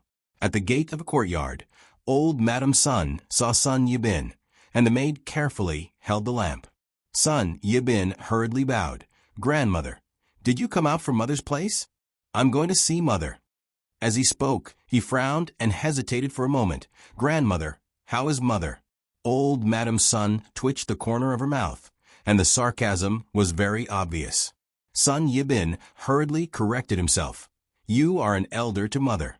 It's right for you to say a few words to her. I don't mean anything else. Put away your hypocritical face as a filial son and virtuous grandson. Do you think I don't know that you hate your mother for favoring your younger brother? When they were not on good terms, you fanned the flames and made your mother's illness worse. Then you turned your head and gloated while blaming your younger brother, saying that he was unfilial. In your eyes, I'm also an old woman who flaunts her seniority." She glanced at the scar on his forehead. "At that time, my face was smeared with blood. How could you be so magnanimous to not care about it? You've long wanted to cut me into pieces, haven't you? Get lost as far as you can. Don't be an eyesore in front of this old woman." Sun Yibin's face was also green and white. It was very interesting, but at the same time, he was a little confused. Grandmother's temperament was actually relatively cold. It was really the first time she spoke so rudely, and her attitude could even be said to be fiery. Was this really the grandmother he knew? It was as if she was a completely different person. "Grandmother, I was wrong at that time. Did I ask you to speak?" Sun Yibin was fiercely choked, as if a fishbone was stuck in his throat, and he could neither spit it out nor swallow it. In fact, those who knew old Madam Sun when she was young would know that she was really not a good-tempered person. She was just good at cultivating her chi, and there were few things that could make her emotional. She knew what the outcome of Duke Ding's mansion would be, so she was too lazy to care. When she was really unhappy, she could beat you to death with a stick. It should be known that when Lu Chengdi was young, he was pressed to the ground and beaten by her. Old Madam Sun didn't look at him again. "Since you're sick, you should rest well and lock the door of the courtyard." He completely banned Duchess Ding's feet, and also isolated the disgusting flies outside. Then, Sun Yibin looked at the closed courtyard door. It was normal to lock it at night, but could the door still be open during the day? Then he looked at old Madam Sun's back as she walked away. It was a little blurry with only a lamp, but her straight back was firmly moving forward step by step. Was his grandmother going to take power again? Because after Duchess Ding's wife fell ill, the power in Ding General Manor had been dispersed. Everyone, including his wife, had tasted the bad sweetness. If his wife benefited, he would naturally benefit. Logically speaking, he was the eldest son of the first wife. Since his mother was ill, the power should be handed over to his wife. In fact, it was already sullen enough that his power had been divided. Now he had to take it all back? Naturally, no one was willing to do that. But who dared to disobey their grandmother's words? He had to think of a way to see if there was any room for negotiation. Sun Yibin rubbed his eyebrows hard. There were so many things happening outside, and there was no peace at home. She was really an old woman. He turned around decisively and left. His mother? Haha. The next day, old Madam Sun's descendants who came to greet her were all stopped outside the door. She seemed to be living the same life as when she was in Duke Ding's mansion in the capital. They didn't know whether to feel relieved or worried that the old madam had other tricks waiting for them. No matter what they thought, old Madam Sun took the things she had prepared and was ready to see her granddaughter in person. Logically speaking, when a married grandaunt was pregnant, even if her mother couldn't go, her sister-in-law should go to see her. However, old Madam Sun didn't have the idea of asking Sun Ijia's sister-in-law to go, no matter who it was. Sun Ijia took the medicine and slept through the night. She was very careful when she slept at night. However, if she did not sleep well, it would affect her. Luo Jinghua told her not to worry and that he would watch over her. When Luo Jinghua said that he would watch over her, he really meant it. He really did watch over her all night, instead of letting the maid do it for him. In fact, a lady like Sun Ijia had been trained to sleep. Her sleeping posture had always been very good, so she didn't have to worry about turning over too much. However, in order to make her feel at ease, Luo Jinghua didn't mind. However, when she saw Luo Jinghua's slightly swollen eyes, she felt sorry for him and told him to go to sleep quickly. She wouldn't let this kind of thing happen again. Jingwan came over early to accompany her. She didn't play the zither much. At this time, after protecting her fingers, she was going to pick them up during this period. She called it prenatal education for her future nephew or niece. Of course, even if she hadn't experienced it, she knew that it was a little early for her to do prenatal education at this time. But it didn't matter. She still needed to practice. She could even play the song Ambush on all sides. Therefore, even if it was just for practice, the song she chose was simple. Naturally, there wouldn't be any intermittent situation. At most, she would play some parts wrong. At the end of a song, Sun Ijia showed a miserable expression. Sister Wan, on the day of Great Elder Princess's birthday, was it really you who played the zither? Compared with that time, the gap between now and then is simply like the gap between a beginner and a master. Or are you actually teasing me? Jingwan's face darkened. Was it so exaggerated? She felt very good about herself. Sun Ijia seemed to understand Jingwan's meaning and was extremely speechless. Sister Wan was really extraordinarily thick-skinned. When Madame Luo sent someone to lead Madame Sun over, Jingwan was still continuing to torture Sun Ijia. Jingwan got up and saluted. Sun Ijia also wanted to get up, but Madame Sun hurriedly asked her to lie back down. Lie down, lie down. Now is not the time to talk about these superficial formalities. Seeing that Sun Ijia's condition was better than expected, Madame Sun also breathed a sigh of relief. It could be seen that the Luo family really took good care of her. Grandma, why did you come in person? You could have sent someone else. What nonsense are you talking about? I want to see my granddaughter. How can I be disliked? Sun Ijia hurriedly took her hand. I know I was wrong. How can I be disliked? I don't mind. I can't ask for more. Jingwan saw that the grandmother and granddaughter were affectionate and smiled. After all, they were blood relatives. It was good to have a biological grandmother even if they didn't have a biological mother. Then, sister-in-law, we'll have a private talk with your grandmother. I'll come over later. Sister-in-law also misses Madame Sun very much. My daughter is presumptuous, so please spend more time with sister-in-law. You don't have to be so polite with me. Although Sister Jia is a married daughter, in my heart, she is the same as before she was married.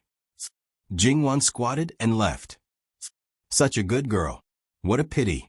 Madame Sun sighed again. Grandma, are you regretting every time you see her? Sun Ijia laughed. When Sister Wan first got engaged, I felt sorry for fifth brother. However, later on, when they got engaged, I directly told Sister Wan that the engagement might be cancelled.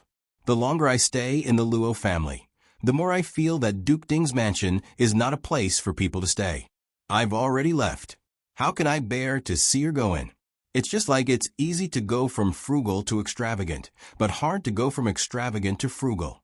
It's not just because of wealth that one's family is extravagant and frugal.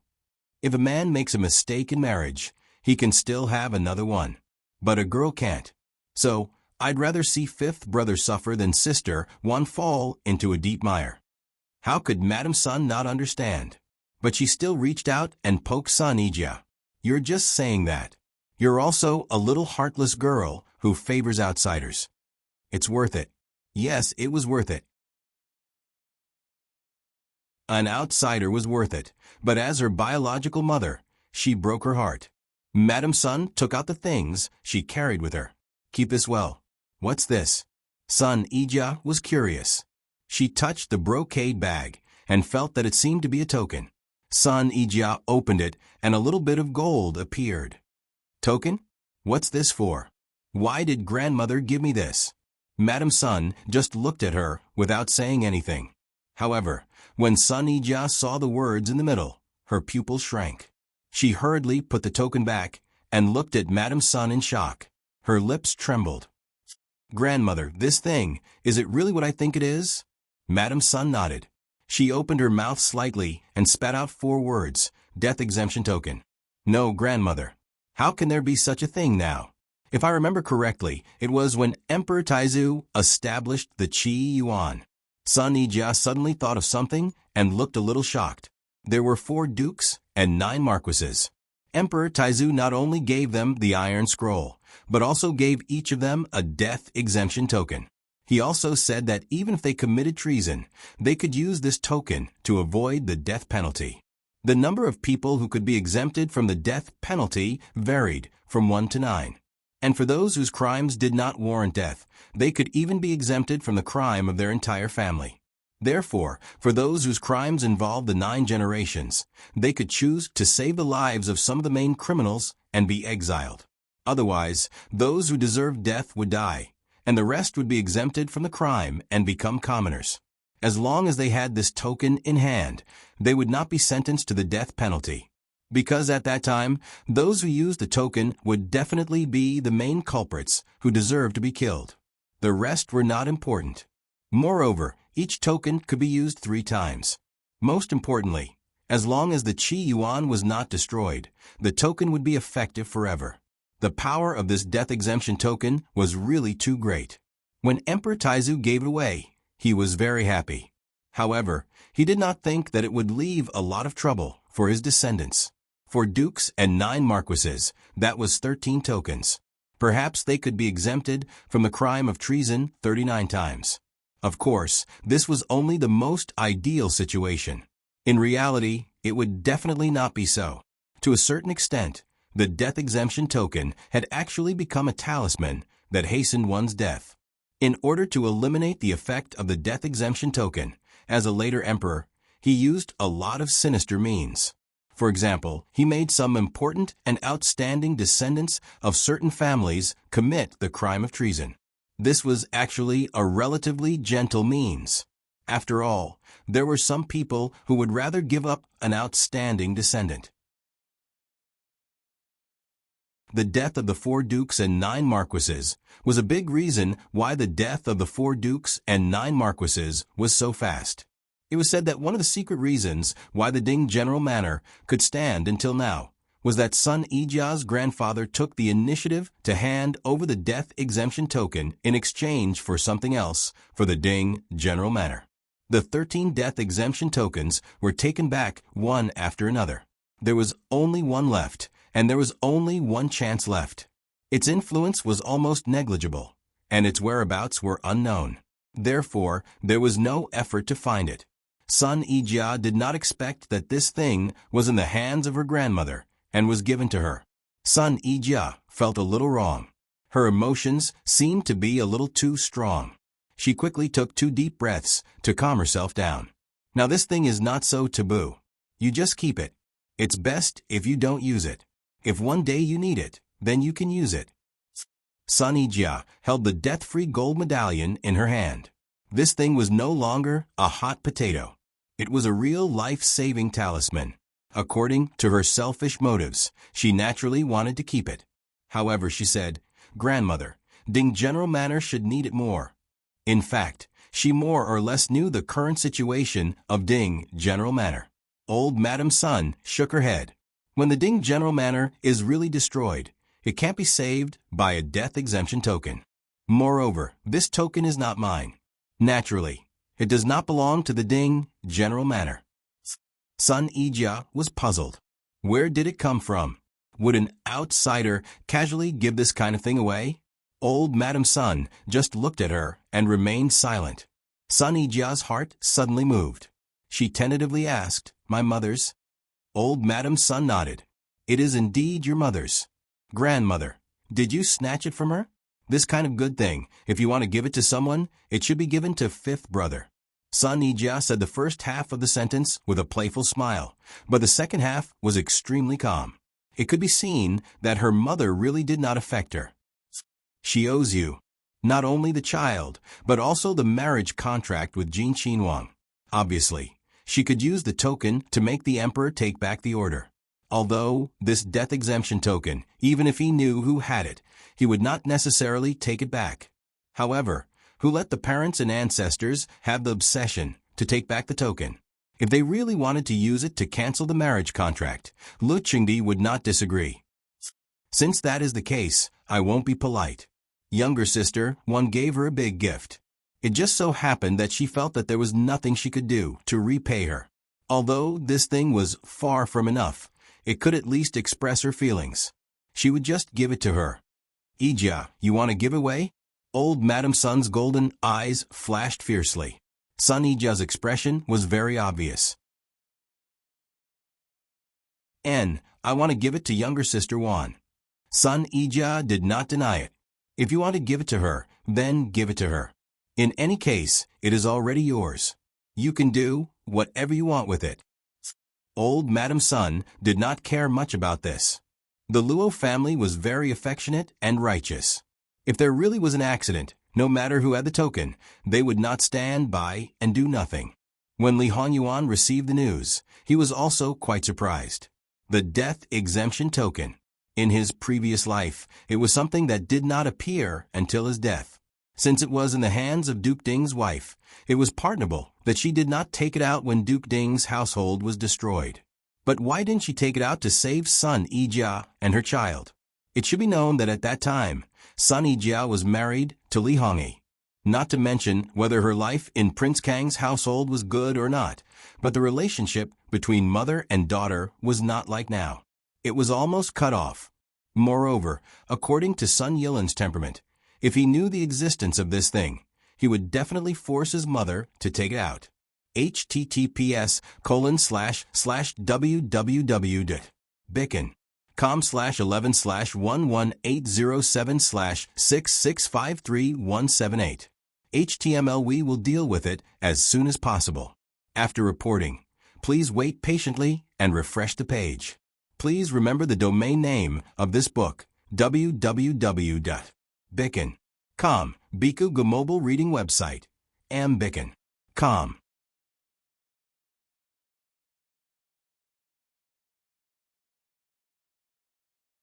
Chapter 178. Then, in his previous life, where did the gold medallion go? Obviously, to Li Hongyuan, it could only be a mystery. However, the emperor was Li Hongyuan. Even if that thing appeared, it would not be of any use. Those who should be killed, he would definitely kill. As for the rest, it was completely up to his own wishes. If he wanted to keep it, he would keep it.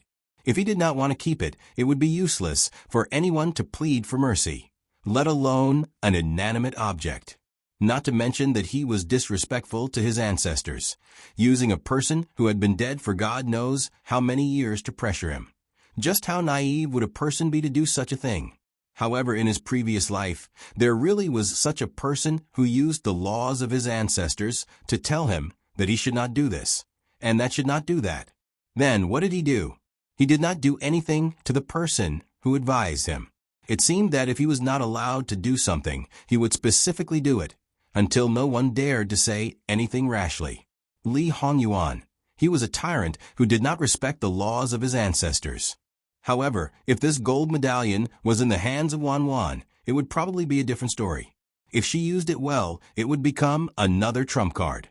In the current situation, a gold medallion that was not wanted by those in power by any means, even if there was only one chance left, was definitely a delicious cake that people would scramble for like a flock of ducks. With him behind her back, no one could forcefully take it away.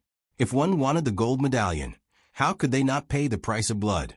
However, it was far from a good time to let people know who had the gold medallion. Of course, at the same time, Li Hongyuan would not give Jingwan and even the Luo family a chance to use it. If he could not even do this, then he could also go and directly kill the emperor, kill his father, and overthrow the imperial power. then it would be satisfying to do so. Even though they were in the summer palace for the summer, and there were enough people in the imperial court to handle most of the government affairs, there were still many things that Lu Qingdi needed to deal with. Every day, there were people who rushed to deliver some copied memorials. Although it was less than half of the memorials in the capital, half of them were basically official memorials. There were very few memorials, such as paying respects to the emperor. It could not be helped. After all, he did not trust his son very much. Even if his son did not have any power in his hands, the so-called regent of the country was more of a symbolic meaning. He had to grasp the power in his hands to be at ease, and he could not cut off the affairs of the world just because he left the capital for more than 2 months. However, he was still struggling bitterly. He was more tolerant to the officials who followed him. Under the circumstances that there was no important matter, they only needed to go to the roll call next afternoon or show their faces in front of Lu Qingdi. Therefore, during this period, most of the officials were very idle. Of course, because the summer palace was close, they had to be on call in case of an emergency. Speaking of the summer palace in Qingde, because of the pleasant climate, many flowers and trees grew quite well. In the free time, Luo Peishan could not help but start to fiddle with them again. Such a great opportunity, of course. He would pull Jingwan together. Although this kind of thing was quite common in the capital, there were fewer opportunities after all. Therefore, Jingwan followed Luo Peishan out of the door. Luo Peishan was very familiar with the summer palace, the courtyard built by the summer palace, and the places within a radius of 10 miles with famous flowers and rare plants. In addition to the plants that were specially planted, the wild flowers and trees were actually the most important. About 3 or 4 miles to the west of the summer palace, there was a valley that was not very big. However, there was a waterfall that was not very grand and spectacular, but because of its excellent geographical location, it could reflect light for a long time and looked particularly charming. Such a small waterfall might not even be considered a waterfall, but it made Jingwan stand at the bottom of the stone pool and look up for a long time. There were all kinds of flowers and trees in the surroundings. They were not very luxuriant, but all of them were full of vitality, including the cliff. The few small pine trees were trying their best to stretch out their branches. Because of the impact of the water vapor and the blowing of the wind, they were like jumping elves. Beautiful. Lass, do you like it here? Luo Peishan saw that she was lost in thought and was not in a hurry to ask her to leave. Yes, I like it. I like it very much. Jingwan nodded. If there are no accidents, we will be here for more than 2 months. If you like it, you can come and see it every day. Jingwan was speechless. No matter how beautiful the scenery was, there was no reason to see it every day. Luo Peishan did not seem to see her expression. He stroked his beard and said with deep feelings, when it comes to beautiful scenery, one's state of mind will definitely be different. Different people accompany you, so your perception will definitely be different. Lass, you can have different people accompany you every few days. I believe that even if you see the same scenery every day, it will still be beautiful in a different way. It will definitely not be boring. Jingwan was speechless again. Grandfather, you were a master of literature, but you changed to a master of philosophy in a second. There was really no need for that. Grandfather, since you said so, I can take grandmother to see it. She can change her clothes today and wear the same clothes tomorrow. It will definitely be a novel experience. It was a pity that there were only a few samples of clothes. As the saying went, no matter how many changes there were, it did not deviate from the origin. It was not as varied as it was in her previous life. However, when she thought of her grandparents wearing such strange clothes, the image was too not beautiful. She quickly threw away the imagination. Lass, this suggestion is not bad. You should take your grandmother out to see it more often. Jingwan looked at him again. Speaking of which, where was the restraint of scholarly officials? At such an old age, taking a young lady with him was called romantic, but his heart was not old. Taking an old lady with him was called, well, it was called a loving couple, loving each other until their hair turned white. Jingwan always felt that she had inadvertently been shown a face of affection by her own grandfather and was stuffed with a mouthful of dog food. In Jingwan's view, this old couple had long lost their passion.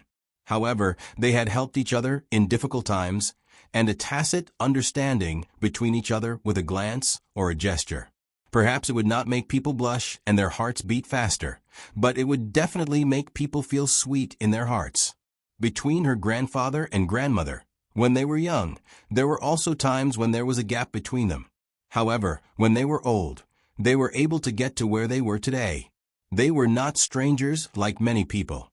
The old master would walk around the backyard as if he was just going through the motions, then turn around and hug the young lady to prove that he was still strong despite his age.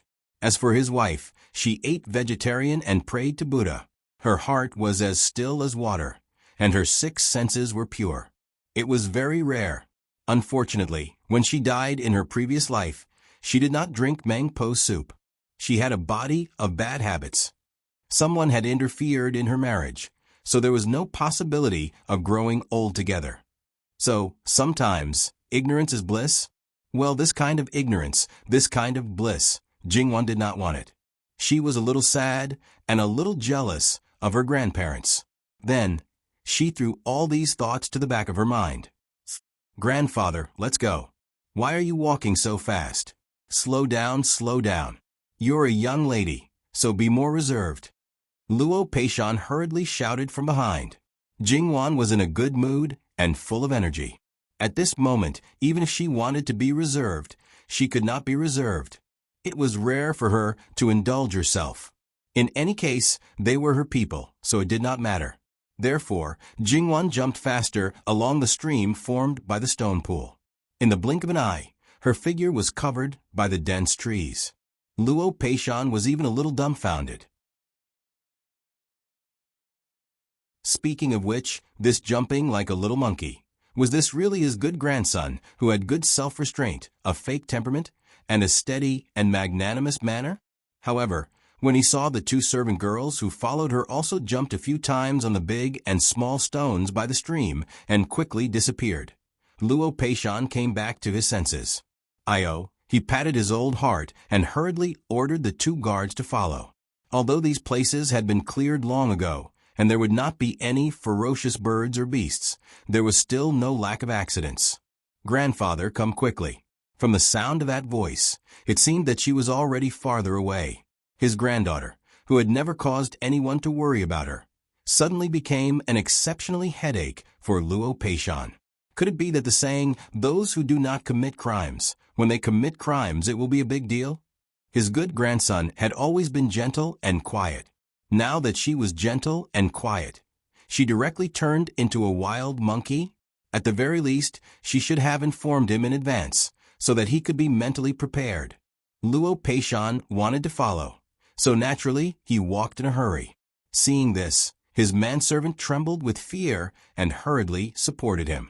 It was said that Luo Peishan's arms and legs could not jump randomly on stones. Even his manservant would not be able to do so. Trembling slightly, Luo Peishan made a detour from the side, and along the way, he had to push aside the branches that blocked the way.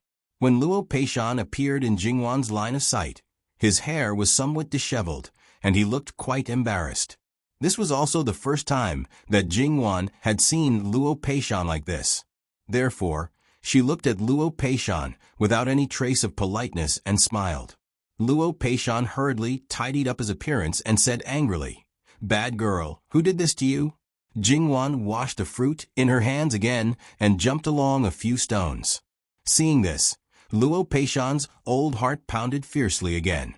He kept urging her to slow down. Jingwan handed over a green-skinned fruit in her hand. "Grandfather, don't worry. I know what I'm doing." As she spoke, she took a bite of another fruit. "It tastes good, grandfather. Quickly try it." Then she took 2 more bites. Luo Peishan frowned disapprovingly. "How can you eat fruits in the wild?" "It's okay. I snatched this food from the monkeys' mouths. I saw that they like to eat it, so it's definitely fine for a person to eat it." Jingwan smiled a little slyly. "Nonsense. You're a well-bred young lady. How can you snatch food from animals? This is simply ugh. Jingwan stuffed the fruit into his mouth. The fruit wasn't big to begin with, and with this, half of it went into his mouth. Long-winded. She giggled. With his mouth stuffed open, he looked a little stupid. Luo Peishan quickly took it off. You're getting more and more outrageous, girl. Jingwan ignored him and turned to walk away. As she walked, she turned back to tease him. I heard from grandmother that grandfather, when you were young, you did a lot of immoral things. You can't be like grandfather, who only allows the state officials to set fires, but not the common people to light lamps. Luo Peishan's old face turned red. Speaking of the immoral things he did, they were all before he married his wife. How did his first wife know about it? And now his granddaughter even knew about it. However, his teeth had just bitten through the skin of the fruit, and it seemed to taste good, so he took a bite. Digression. https://www.bicken.com/11/11807/6653179. HTML chapter error. Click here to report, no registration required. We will deal with it as soon as possible. After reporting, please wait patiently and refresh the page. Please remember the domain name of this book, www.bicken.com. Com Mobile Edition website, ambicken.com.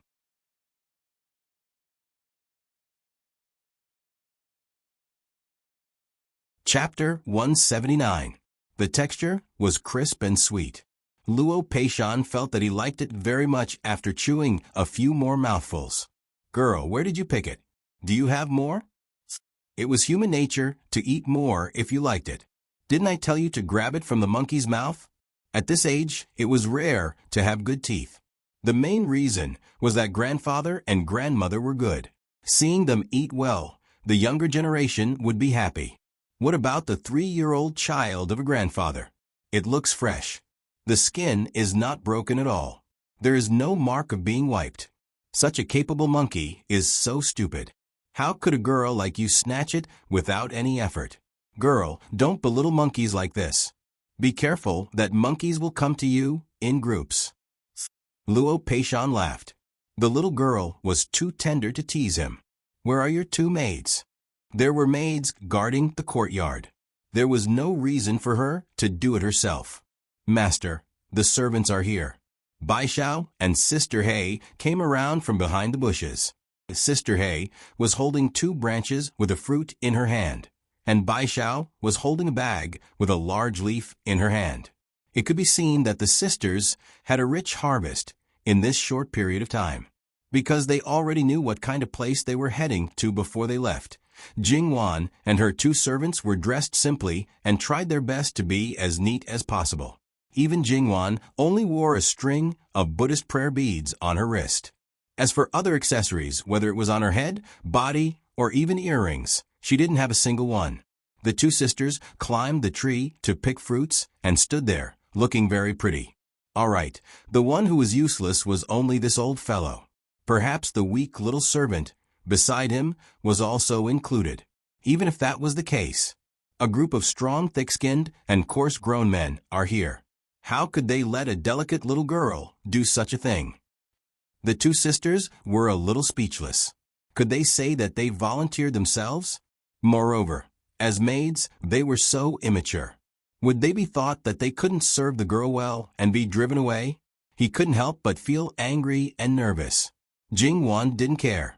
She smiled and said, Grandfather, Baishao, and Sister Hei were born in a family of hunters. They are used to living in the mountains since they were young. If it weren't for the accident, they might still be the same as before. Climbing trees to fish for eggs, picking fruits, breaking firewood, setting traps all over the mountains and wilderness, drawing bows and arrows to hunt prey, catching fish and crabs in the water. These were all child's play, and they were exceptionally carefree and happy. Luo Peishan understood. If it was due to the slow growth of one's temperament would gradually settle down. Occasionally, one would feel nostalgic when thinking about that kind of life in the past, and would basically not have similar thoughts. However, if one was not a child and cut off one's original life due to external reasons, and suddenly change from one environment to another, perhaps one would develop an obsession with the past.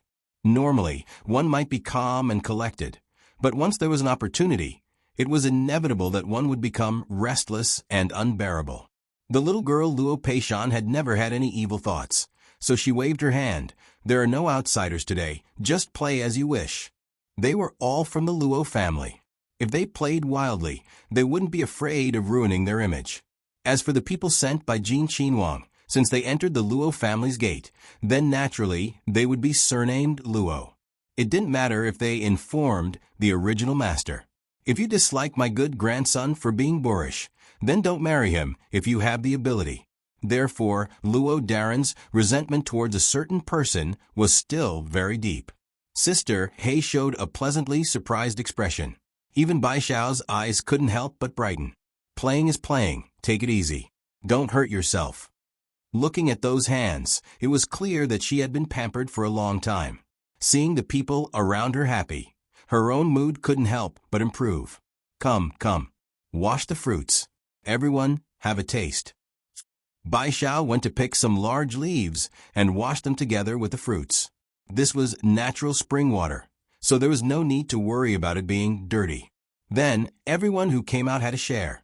The others were fine, but Luo Peishan, that manservant, was somewhat flattered.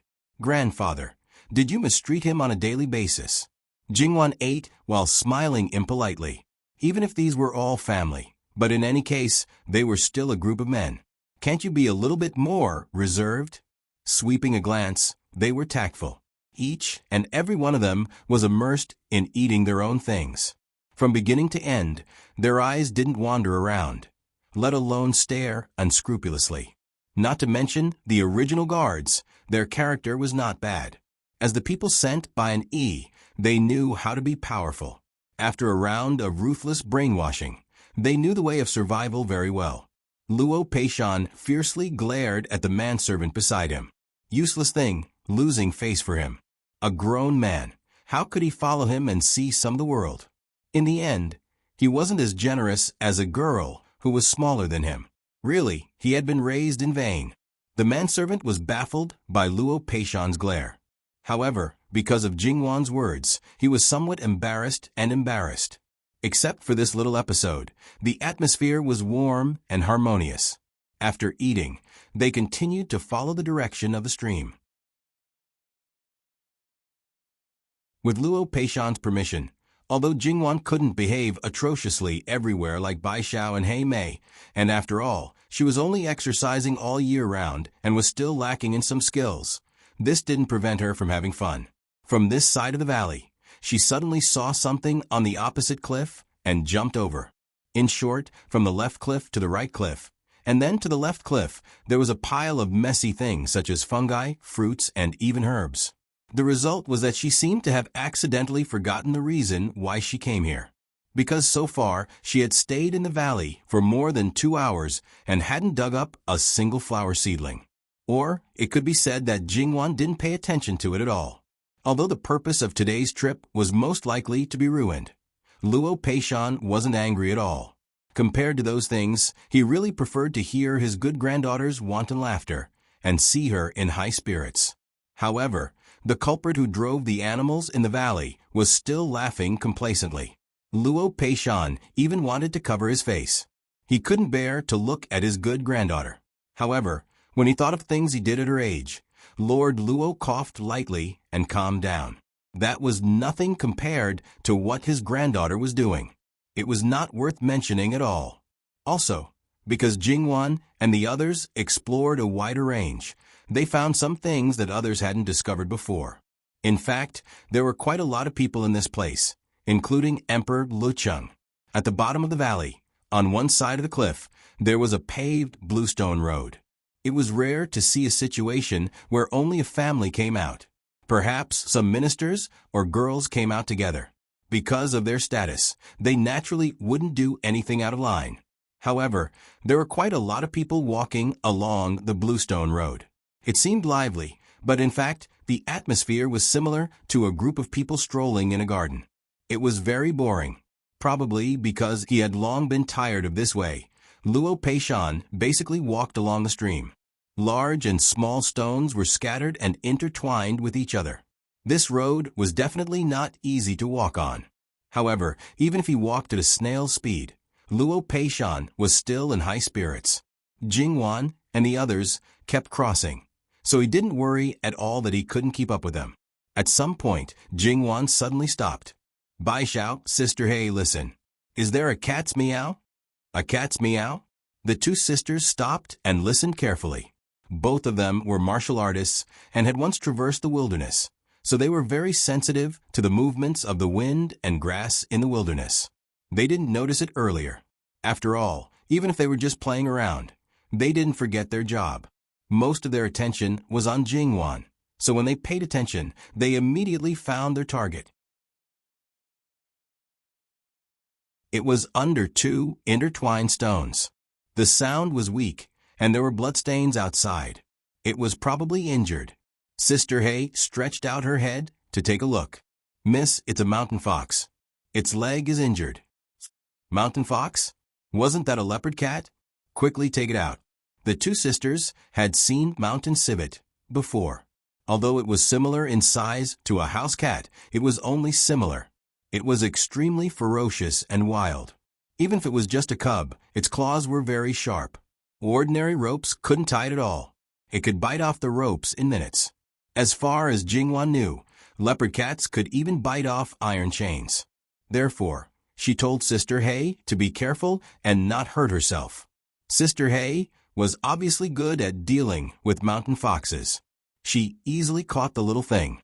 Is it still a cub? It looked so small that Sister Hei could easily hold it with two hands. It was mainly silver gray. Its chest, abdomen, and the inside of the limbs were white. The spots were black. It looked furry and cute. However, although it was cute, it was very restless. Its claws were waving, and it wanted to turn its head to bite. Unfortunately, it was useless. Its eyes were also exceptionally alert. It's indeed a cub. It's at most 2 months old. However, if it continues to struggle, the wound on its leg will burst open. Baishao said, "What should we do? Is there no way to quiet it down?" Unexpectedly encountering such a little thing and seeing it suffer, she couldn't bear it. Moreover, Jingwan actually had a slight fur fetish. Miss, Sister Blackie, and I have killed a lot of prey in the past, including mountain raccoons. Our father said that these little things are very intelligent. Those who have been hunters usually can't keep them alive. They even reject us when we get close.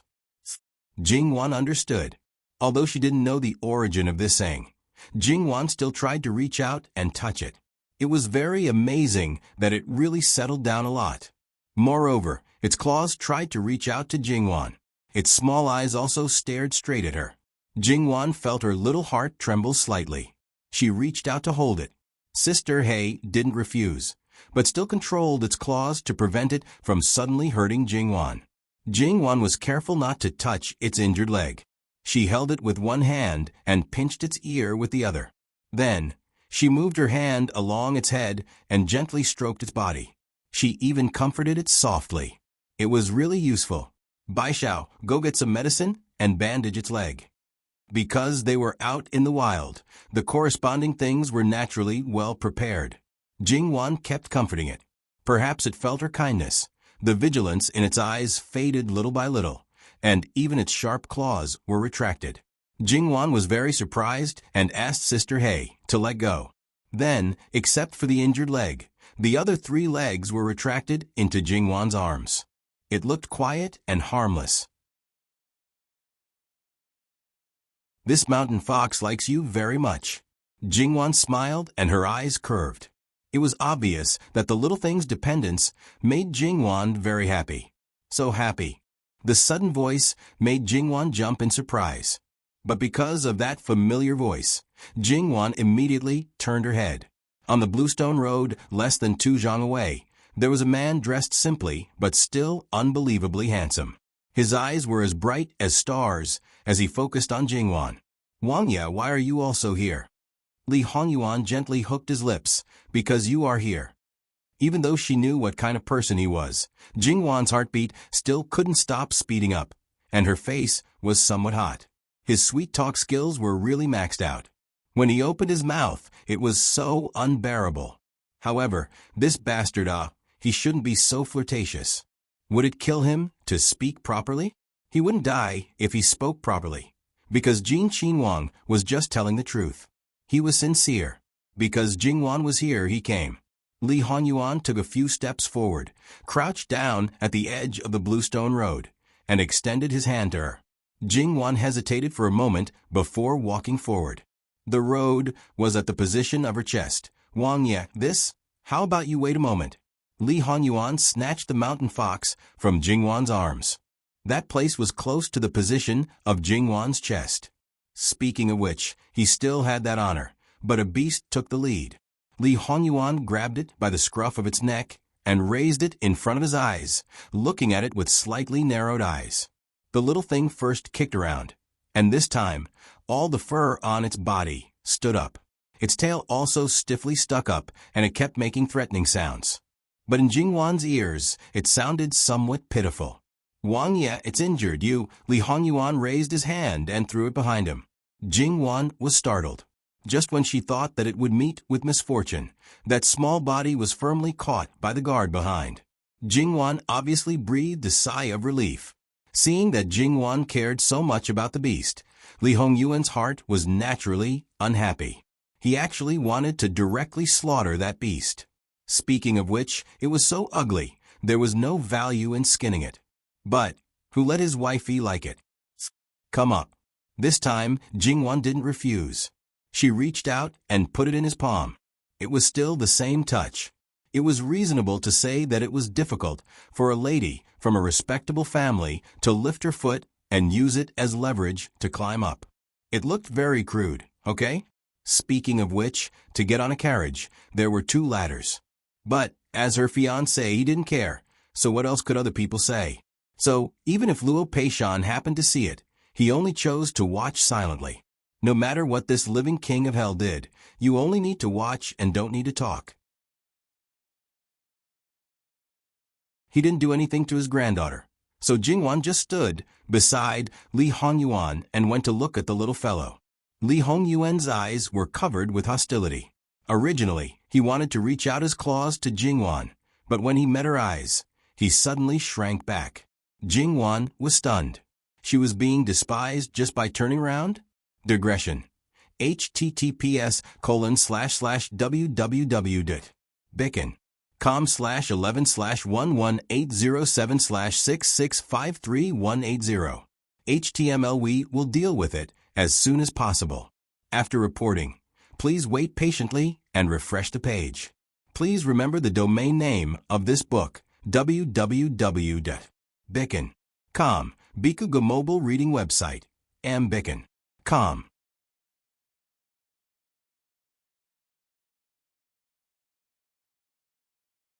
Chapter 180. Jingwan didn't give up and wanted to continue reaching out to hug it, but this time, the little thing directly burrowed into the guard's arms, as if Jingwan was a great demon king, and the person hugging it was its salvation. It didn't even care about its injured leg. Seeing that its injured leg had obviously burst open again, Jingwan hurriedly withdrew her hand and even took 2 steps back. Then, the little thing that was looking at her with its little eyes stopped struggling. Those pitiful little eyes in Jingwan's eyes seemed to be extremely happy. Jingwan was heartbroken. Was she so unwelcomed? However, it was clearly fine before, so it definitely wasn't her fault. Thus, those slightly accusing eyes fell on the guard. It's all your fault. At this time, the gaze directed at the little thing fell on an E. An E complained incessantly in his heart, and his body stiffened. Miss Luo, great aunt, the culprit is behind you. Don't look at me. If you continue to look, Master will definitely chop me up. An E wished he could turn around and run away, but he didn't dare. He could only lower his eyebrows and restrain his eyes, standing motionlessly. Fortunately, Jingwan only looked for a while before withdrawing her gaze. She looked at the little thing with a bit of reluctance, but didn't persist.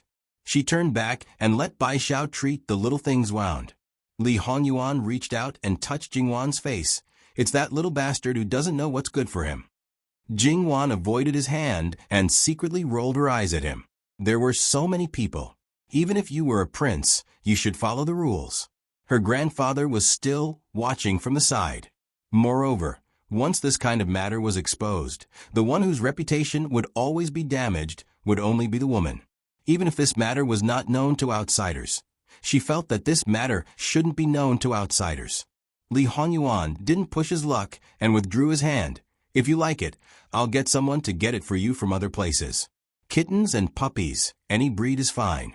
If you want something else, it's also not a problem. I remember that there's a kind of sweet fox in the northern snowy mountains. Its whole body is snow white and has a strange fragrance. If you want to raise a fierce one, tiger or leopard, Your Highness. Jingwan opened her mouth to interrupt him. It's just fate that allowed me to meet this little fellow. Once it recovers, I will naturally release it back into the wild. I will only treat its wounds and will not bring it away. She was not a beast tamer. She could not afford to raise a tiger or a leopard. She was not a beast tamer. She could not afford to play with these big pets. Li Hongyuan understood what Jingwan meant.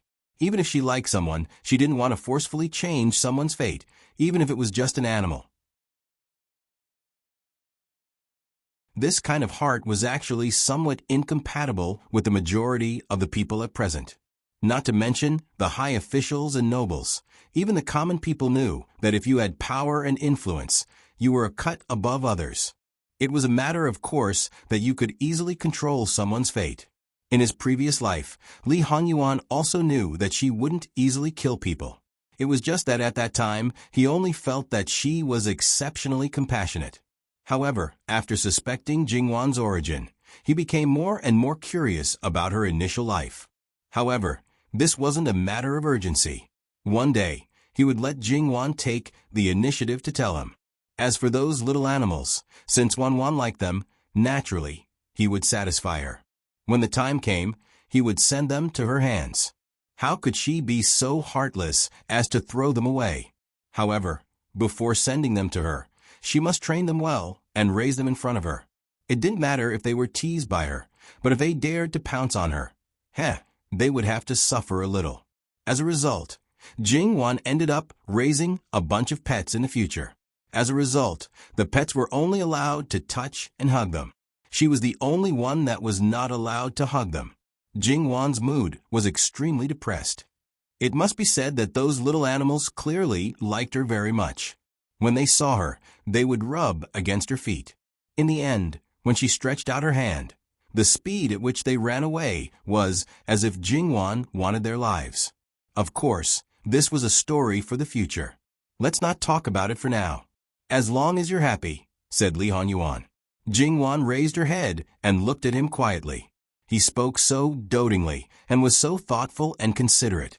Jingwan suddenly wanted to know where his bottom line was. Even if he treated her as a substitute, this word might not be right. He should just be transferring his affection. Under the circumstances of not giving her his true feelings, why not enjoy it? Because she always believed that feelings were mutual. Then, in addition to love, she could treat him as a close family. She could treat him as well as he treated her well. Because of the barrier between men and women, she couldn't do too much to him now, otherwise it would attract gossip. However, it didn't prevent her from keeping it in her heart until after their wedding. Well, because she didn't give him her love, then she wouldn't have the desire to monopolize him. Then, she wouldn't care about how many women he had. According to what he said just now, as long as he was happy, it was fine. She wouldn't be sad. Jingwan's eyes brightened. She felt that this idea of hers was really too perfect. She didn't need to worry about the purpose of his every time he did something. No matter what he did, what he gave, it would be fine until the day he stopped. Wangya, do you want to come together? I think this place is quite fun. Saying that, she didn't wait for Li Hongyuan to respond and jumped down from the place she came up from. As she walked, she turned her head and said, "Bai Shao, take care of the little guy's injuries. Whether you take him back to recuperate or release him, you decide." Following that, She smiled and waved at Li Hongyuan. At the age of 22 or 23, in her previous life, many people were still university students. It was the time when they liked to play. Although it could be said that the people nowadays were generally precocious, including Jin Qinhuang, who sometimes did things. It seemed a bit willful, even a bit mischievous, but it couldn't be denied that he was a mature man. It didn't matter if he played once in a while. Li Hongyuan naturally felt that Jingwan's attitude towards him was obviously a lot closer. It was no longer that kind of alienation, restraint, and etiquette. If it wasn't that the change was a bit too fast, he would have suspected that he had waited until the clouds parted to see the moon. Looking at the way Jingwan looked at him, it wasn't that he hadn't seen a woman infatuated with him, but it had nothing to do with Wan's eyes.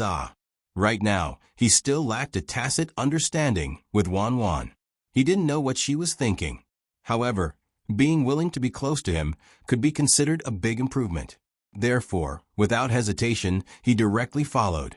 Except for an E, the other guards all followed. However, because Bai Xiao happened to be close, a burst of girl's fragrance entered his nostrils. It made the big man, who didn't dare to casually find a woman because of his special status, feel a bit strange in his body. He actually wanted to directly give this mountain fox to the other party and quickly leave. However, Bai Xiao said hold tight, so Ani could only continue to stiffen his body. And those brothers who left not only didn't have the code of brotherhood, they also smiled ambiguously at him. These people were destined to not be able to continue to serve their master. They shouldn't expect to marry and have children. Even if they went to the brothel to find a woman, they couldn't do it. If they wanted to marry and have children, there was only one situation. When they were no longer suitable to be a guard, shadow guard, either they were injured or as they grew older, they no longer had the ability to do it. Basically, it was the former. If they really encountered that kind of situation, 9 out of 10 of them basically wouldn't be willing to marry a wife. Because their bodies were seriously ill, it meant that their lives wouldn't be long. Thus, why would they want to harm a good girl? However, if the princess consort wanted to find a husband for her personal maidservant, how could the master not fulfill her wish if she fancied him? It wasn't that they used this kind of method to get rid of their current position. In fact, it was more because this group of old bachelors, who were like their master and hadn't had sex before, suddenly had the opportunity to come in contact with a beautiful girl. The person involved might be shy, but the other brothers couldn't help but feel wretched in their hearts. It must be said that everyone around Li Hongyuan was like this. Naturally, it wasn't. There were some special tasks that naturally required special methods. Thus, there were all kinds of special talents. For example, it wasn't normal for there to be experts in the brothel. Because Ani's body was stiff, he strangled the little fellow. That cry was a bit miserable. Bai Xiao frowned and reached out to pat an E. Why are you holding him so tightly? Loosen up a bit. Then, an E let go and was scratched by the little fellow. Not to mention that his clothes were directly torn. He also felt a stabbing pain. Clearly, his arm also suffered a calamity. Unsurprisingly, Bai Xiao raised her head and glanced at him.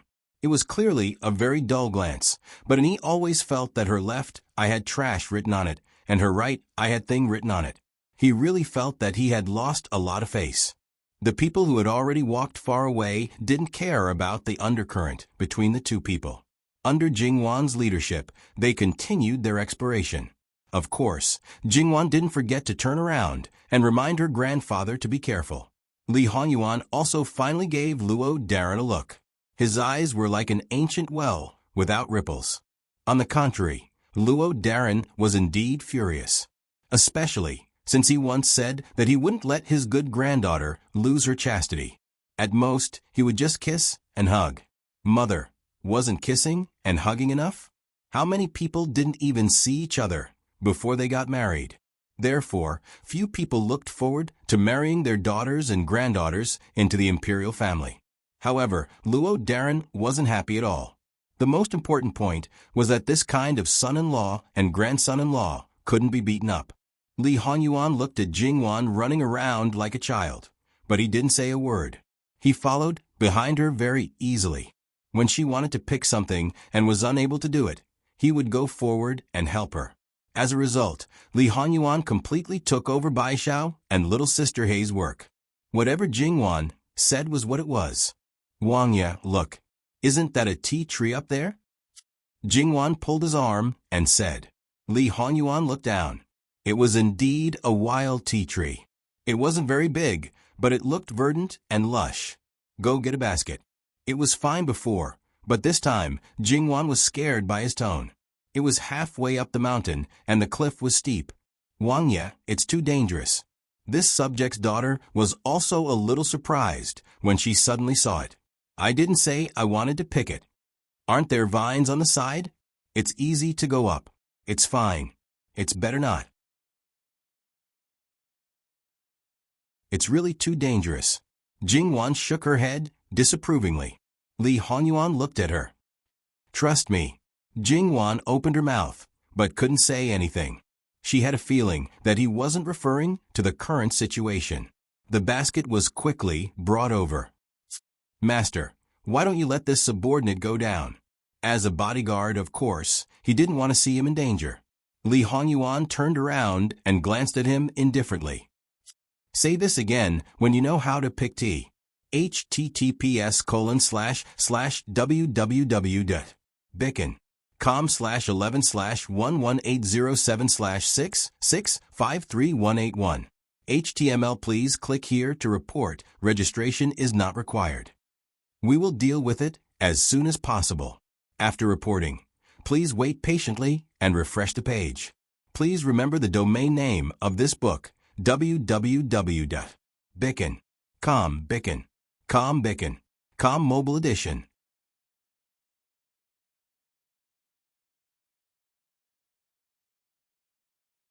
Chapter 181.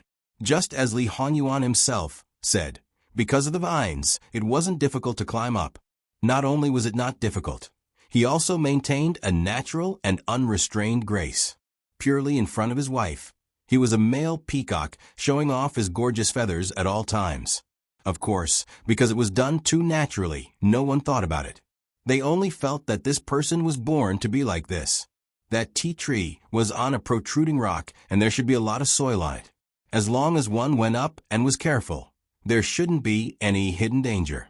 However, even so, it still made people tremble with fear. There was no other way. The other party's identity was too honorable and couldn't tolerate the slightest bit of mishap. Wangya, be careful. Jingwan couldn't help but remind him from below. Li Honyuan smiled, don't worry. Then he waved his hand, and the bodyguard threw the basket up. Li Honyuan acted very quickly. For the time being, they still couldn't see the quality of the tea leaves. But based on his technique, it really looked like something. Jingwan couldn't help but think, was this really Wangya? And his bodyguard more or less had the same thought. Luo Peishan, who rushed over later, was also a little confused. Who could tell him what was going on? I just saw that there was a wild tea tree above, so... Jingwan explained rather helplessly. So, a single word from my dear grandson, and you, Prince, are willing to risk your life to fulfill it? Should he blame him for not cherishing himself and causing trouble for others? Or should he be gratified that he cared so much about his good grandson? Looking at the prince who was quietly looking up to pick the tea, even if Jin Qinhuang had a notorious record, but to sincerely do this, there should be very few women who wouldn't be moved. Alas, a grown girl can't be kept at home. Wangya, be careful. Jingwan suddenly took 2 steps forward and exclaimed. His bodyguard also uniformly moved forward, as if preparing to be a cushion. Luo Peishan subconsciously raised his head. Someone seemed to have slipped and his body swayed. If his endurance was slightly weaker, there really was a danger of his heart exploding. Your Highness, why don't you come down first? Jingwan tried to persuade him. Good girl. Come down when you're done. It's not much, just a little while. I didn't pay attention just now. I'll be careful. Li Honyuan said to Jingwan warmly, while his hands didn't stop moving. His tone and attitude were simply outrageous. Jingwan decided that when he came down, she must hold him firmly. She did not believe that he would do something that would stimulate people's hearts. It was tiring to meet such a willful and reckless person. Fine. Since she was the cause, she chose to shut up. Jin Qin Wang refused to come down, so he could only wait for him to finish picking, and then use the vines to put down the basket. The one who knew more about tea here was Sir Luo, because he had been an official in the area where tea was produced. He knew the whole process of making tea very well, and he could be considered an expert. Using his hands to pick up a few tender tea tips, he was already prepared to see a pile of too horrible to look at tea tips. But the truth was the complete opposite. Not only were the tea tips similar to each other, they were just right, and the technique was also completely correct. Seeing that Jin Qin Wang had already come down, Luo Peishan's eyes were a bit subtle. The truth was, there was nothing that a certain person couldn't do. He not only knew how to do it, he also did it very well. Therefore, when it came to pleasing the Luo family's third young lady, everyone else had to step aside. Seeing that Jin Qin Wang had safely landed, everyone breathed a sigh of relief.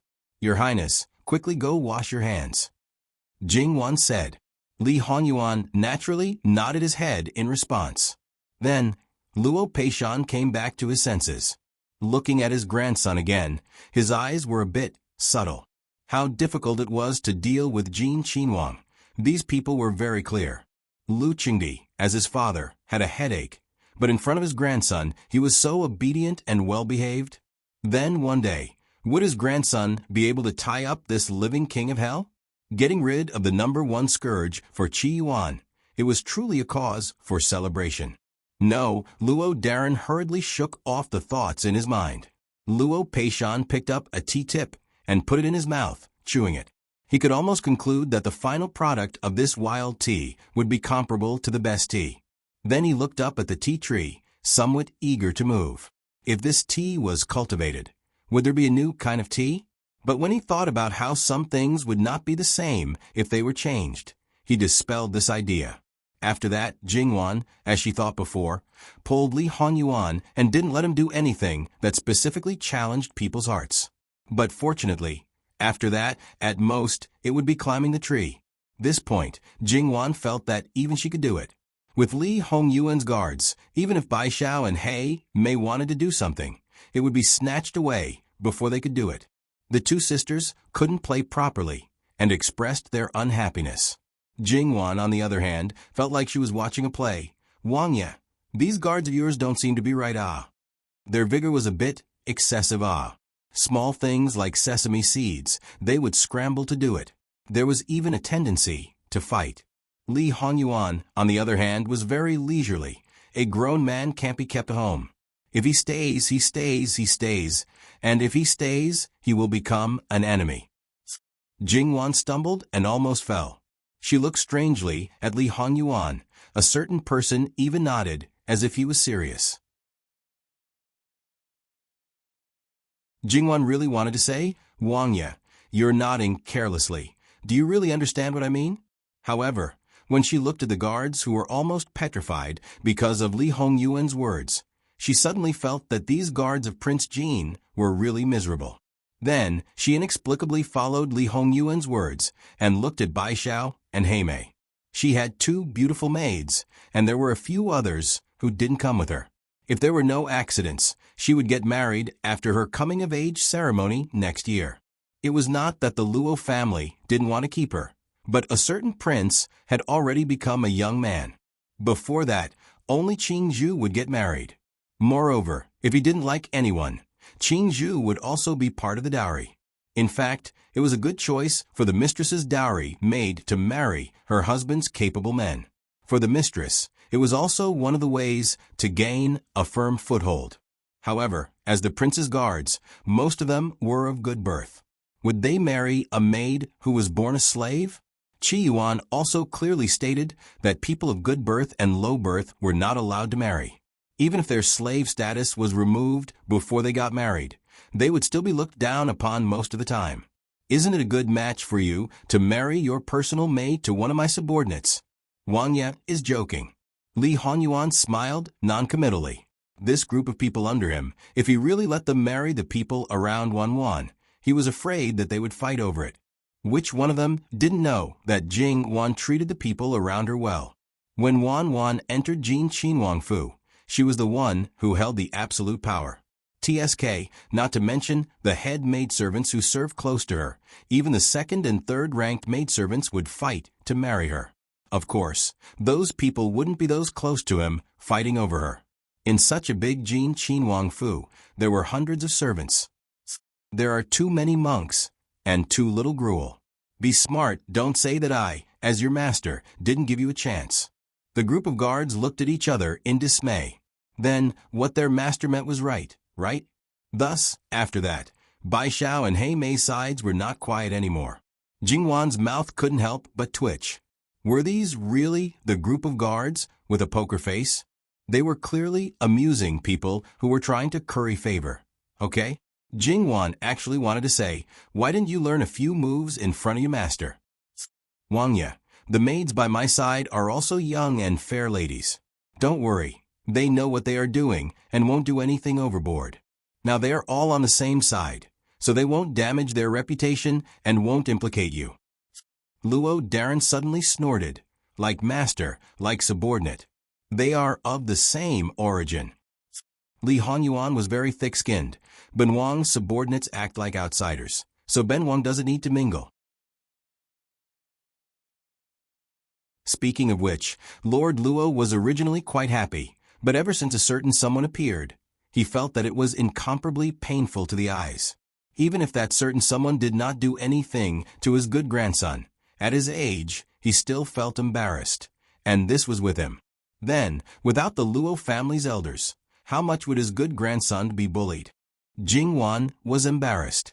She glared at Li Honyuan, opened her mouth, and sent him 2 words with her lips. Shut up. Lass, come here. Grandfather can't walk anymore. Help grandfather. Knowing that it was an excuse, Li Honyuan glanced at the servant who was in charge of serving him. However, Jingwan quickly tugged at him. Her meaning was obvious. Shut up, shut up. Then, she quickly walked to Luo Daran's side and held his arm. Luo Daran glanced at Li Honyuan with some pride. His expression was so good that Jingwan saw it and couldn't help but twitch the corner of her mouth. He was like a child who had won a candy fight. It was not ordinary childish. Luo Daran's image. Even so, there was still someone causing trouble. TSK, I can keep it for a while, but I can't keep it for a lifetime. I can keep it before marriage, but can I keep it after marriage? His casual words made Luo Daran so angry that he almost vomited blood. He almost couldn't control his temper and spat. However, if Luo Daran was angered, even if he was a prince, he would not let it go so easily. Then Luo Daran's sage's teachings was activated again. After speaking for a long time, he saw that Li Honyuan seemed to be speechless like the others. He stroked his beard proudly. Jingwan didn't know what words to use to describe it. However, according to her little understanding of a certain someone, it was impossible for him to be finished like this. Even if he was temporarily defeated, he would probably find another way to make up for it. However, it was obvious that everyone had underestimated Li Honyuan. Is Luo Daran done? Then it's this prince's turn to speak.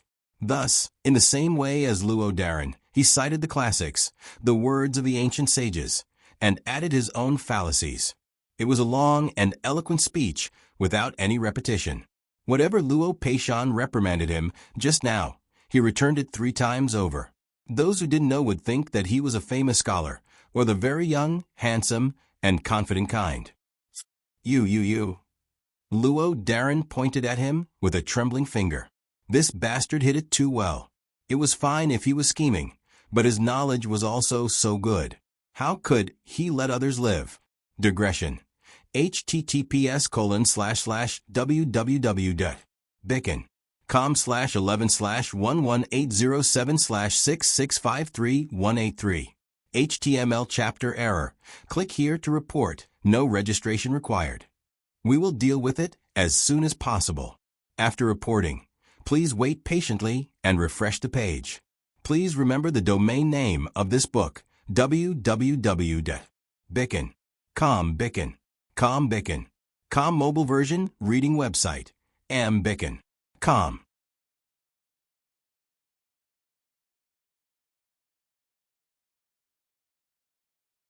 Chapter 182.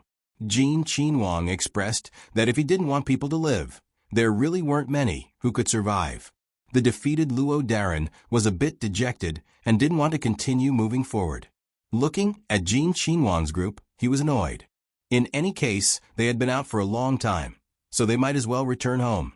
With Luo Peishan and a group of people who didn't want to do it, Li Hongyuan also couldn't get close to Jingwan. Thus, it didn't matter if they went back now. Moreover, if Luo Peishan wanted to go back, Wan would definitely listen to him and not listen to him. This was probably something that made a certain someone very dissatisfied. But there was no way to forcefully change these. It could only be done slowly, step by step. One day, a certain someone would make his heart say, "Listen to husband." In reality, there was no need to haggle over who would listen to whom. After returning, Li Hongyuan didn't return to the temporary residence, but went directly to the Luo residence. Even if he was vaguely sent off, a certain someone was thick-skinned and completely pretended not to hear. But the other person was Wang Ye. Don't talk about driving him away. Even if it was a carriage, he could only sullenly walk behind. Jingwan refused to be in the same carriage as him and was still appeasing the very angry Luo Daran. Jingwan was also amused. Truly an old child, an old child. Even if grandfather was doing well in the officialdom, it couldn't change the fact that he was sometimes very childish. He wasn't narrow-minded and couldn't bear to see the younger generation stronger than himself. How could he be angered by Jin Qinhuang like this? It was said that this happiness or anger was because he cared. Could it be that grandfather actually cared a lot about Jin Qinhuang? Also, in any case, he was her future husband. As long as this kind of anger didn't really hurt his vitality and was full of vigor. Oh, perhaps he could be angry from time to time? Jingwan mischievously thought. Because Wang Ye had graced them with his presence, old Madame Luo naturally had to bring people to personally welcome him. However, Sun Yijiao was still being raised and was a female of the same generation, so it was understandable that she didn't come out to welcome him. But Sun Lafuren had already left. Because Li Hongyuan didn't use the Wang Ye's honor guard, the whole process was just for show. He had already said that they were family, so there was no need to stand on ceremony. Since he didn't stand on ceremony, there was naturally no need to stand on ceremony with him. Everyone knew what Li Hongyuan was here for. However, they still left Luo Jinghua to entertain the guests. As for Lord Luo, he said that he was going to make tea and had no time to pay attention to him. Li Hongyuan didn't care about such a lack of manners at all. Luo Jinghua, who was left behind, felt very uncomfortable.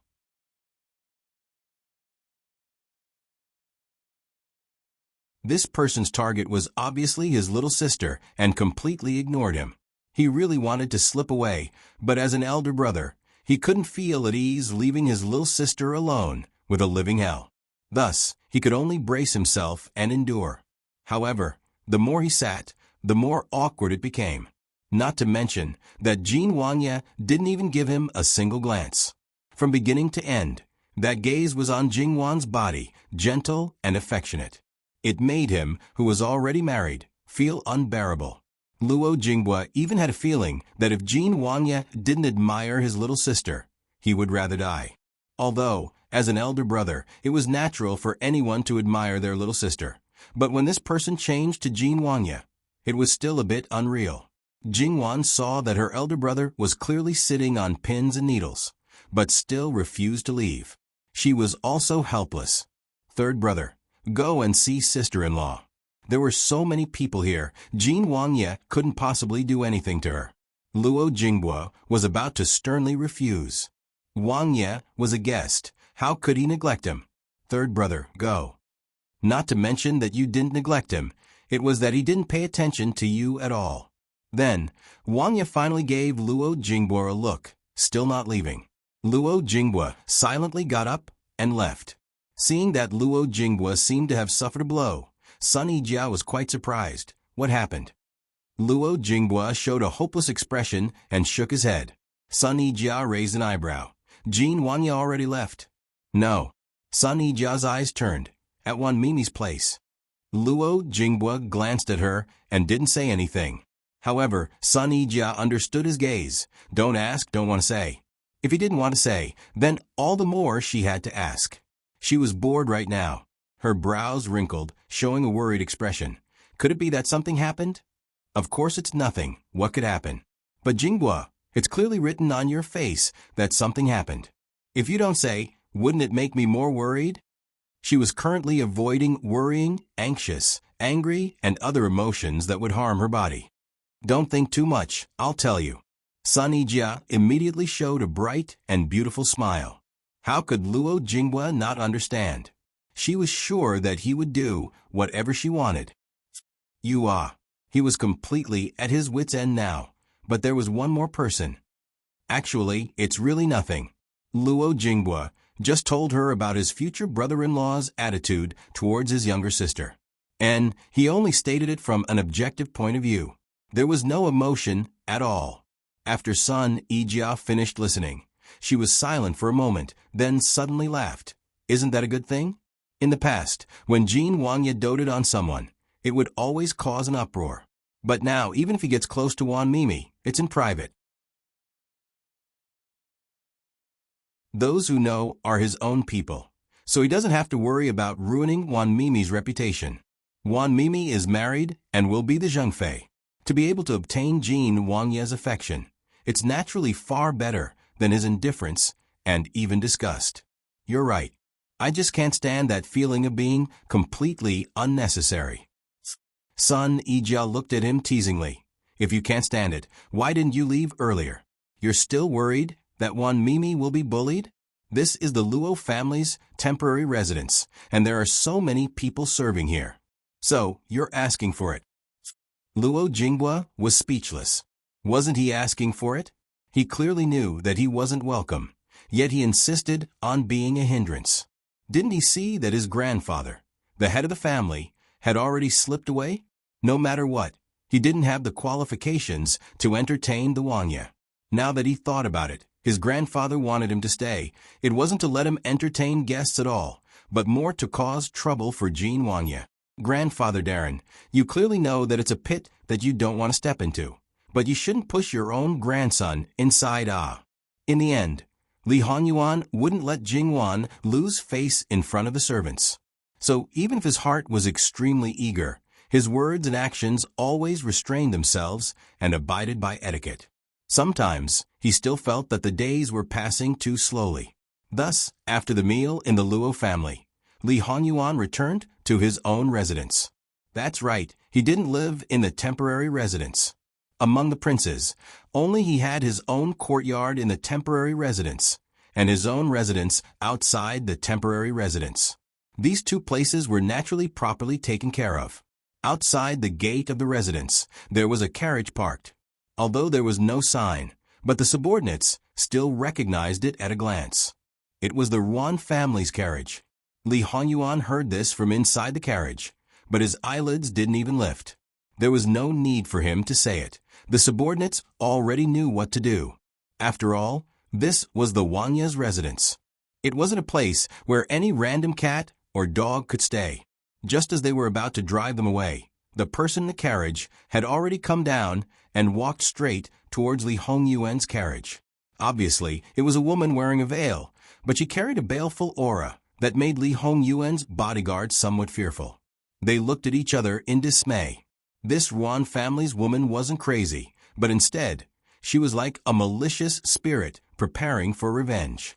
Should it be said that she was worthy of being a woman who dared to fearlessly like the person that others avoided? However, when strength and courage matched, it was called arrogance. Having courage without matching strength was called foolishness. Logically speaking, when a minister with great power clashed with a powerless prince, the prince would usually be the one to retreat. However, this rule didn't apply to Li Honyuan. When Ruan Fangfei was still one zhang away from the carriage, she was stopped by a bodyguard. "Miss, please leave quickly." Ruan Fangfei, however, had a cold look. She didn't care and forced her way forward. The bodyguard directly pulled out a knife and placed it on her neck. It was slightly painful. She didn't need to touch it to know that there was definitely blood. It was obvious that if she dared to take another step forward, she would die on the spot. She was very clear that in the current situation, even if she was really killed, she would only die in vain. Because as long as she was casually accused of a crime, her parents wouldn't be able to avenge her. Moreover, if she lost her life, what was the point of revenge? Today, she just wanted to confirm one thing, not to throw away her life. She wanted to live, and live well. However, her heart, which had long been eroded by evil spirits, no longer had the slightest concealment. Li Hongyuan, how dare you? The knife, unrestrainedly, went down a bit. However, she didn't have the same confidence as before when facing Li Hongyuan. She hated him so much that her teeth chattered. This subject only has one thing that she doesn't understand and wants to ask Prince. As long as Prince gives this subject an answer, this subject will immediately leave. After a long while, a voice finally came out from the carriage. There was only one word, scram. Yuan Fangfei clenched her fists. One must know that the injury on her palm hadn't healed yet, but she didn't seem to feel any pain. If this subject doesn't get an answer, I won't die in peace. Li Hongyuan finally showed mercy and came out of the carriage. He looked at her condescendingly, without the slightest emotion, as if he was looking at an insignificant insect. Whether you die or not, what does it have to do with this prince? Although she had long realized that she had no place in his heart, when he said these words, her heart still hurt to the extreme, as well as the hatred that went deep into her heart. Although her love for Li Hongyuan might not be pure, it couldn't be denied that he was the only man who moved her heart. Since he was the only one, it was naturally engraved in her heart. Looking at that incomparably handsome face, that cold aura, just looking at it seemed to make one's heart beat faster. This man was dissolute and fond of beauty, but in fact, he wasn't a warm person. Under normal circumstances, he was very cold to people, even to the point of being taciturn. She originally thought that he would be like this for the rest of his life. Even if there was a change, it would be her who made him change. However, she saw that he was like an ordinary man who was gentle to the woman he admired. But that person wasn't her, not her. Yuan Fangfei suddenly laughed sinisterly. This subject's daughter won't die in peace. I'm afraid that I will become a malicious spirit, and then pester a slut named Luo Jingwan day and night. Yuan Fangfei swallowed back the words she was about to say. This was because Li Hongyuan had suddenly gotten off the carriage and rushed forward to grab her by the neck. He did not show any mercy at all. The only part of her face that was exposed to the outside instantly turned red. The color of blood slowly faded and turned a little purple. Her hand wanted to pry his hand away, but it was tightly clamped by his guard, unable to move. The shadow of death had never been so close to her. She suddenly regretted it. Against this man, she had no chance of winning. So why did she come looking for him? Wasn't it a question that was like a fishbone in her throat? Could it be more important than her life? The sound of horse hooves was abnormally hurried. Your Highness, please be merciful. The old and young couple almost crawled out of the carriage. With Li Hongyuan's guard stopping them, they could only kneel on the ground and kowtow several meters away. Li Hongyuan used a little more strength. Do you think that if you die, you will have the chance to become a ghost? Even if you have that ability, after dying once, this prince naturally has a way to make you die a second time, and die very thoroughly. Yuan Fangfei couldn't say anything for a while. She just stared fixedly at Li Hongyuan, her mouth opening and closing, letting out an inaudible low and hoarse voice. You have been using me to get rid of your fiancés? So what? If you didn't have this little bit of value, based on your buzzing around this prince like a bedbug, would this prince let you live until now? Just for that woman from the Luo family? Li Hongyuan, how dare you, how dare you? Yuan Fangfei's eyes were red, and her voice was hoarse and unpleasant to the ears. Because she was shouting with all her strength, she felt a burning pain. Li Hongyuan paused for a moment, and his eyes were filled with hostility. You're not that stupid. Yuan Fangfei shivered. No matter how powerful a ghost was, it was still a ghost. How could it be compared to the king of hell? Stop joking. However, he admitted it. He admitted it was all for that woman. Who was he lying to? This matter started a few years ago. At that time, they didn't have any interactions at all. That slut was not even 10 years old.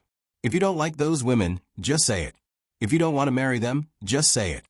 In order to provoke me, you go along with my words. Why didn't you listen to me? Ruan Fangfei was still so self-righteous. Li Hongyuan moved closer. This prince is telling you. This prince won't take your life so easily. Everything is just the beginning. But you don't commit suicide because you can't bear it. He threw Ruan Fangfei away and stretched out his hand. Eunuch Mu, who had been waiting respectfully at the side, hurriedly handed him a brocade handkerchief. Li Hongyuan carefully wiped his hand and then threw it away. It happened to fall on Ruan Fangfei, who was lying on the ground. Lord Ruan, please take care of your daughter. She is already Uncle Zhong's woman. Not only is there a difference between men and women, but she can also be considered half of this prince's elder. It's fine if she lost her chastity, but if she also messed up her morals, she can find anyone to blame, but don't put it on this prince. Ruan Ruizhong knelt on the ground and shivered. He was angry, and perhaps resentful. I've already said that she's a restless person. She's already made a scene in the capital, and it's the same today. She doesn't take good care of herself, but runs out all day. Perhaps I should remind Uncle Prince Zhong to send someone to properly train her. Even if she's a side consort, she's still half a daughter-in-law of the imperial family. With her like this, even if your Ruan family doesn't find it shameful, the Li imperial family won't allow her to tarnish it. Digression. https://www.yanguiwaiwo.com/11/11807/6653185. HTML. We will deal with it as soon as possible. After reporting, please wait patiently and refresh the page. Please remember the domain name of this book, www.yanguiwaiwo.com, Biku Pavilion Mobile Version Reading Website, yanguiwaiwo.com.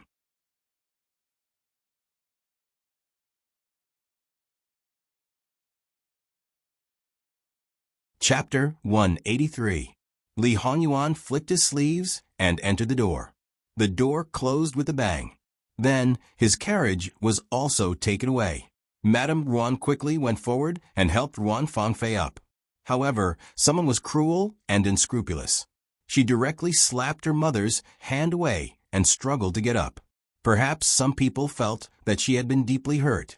However, some people saw the coldness and ruthlessness in her eyes.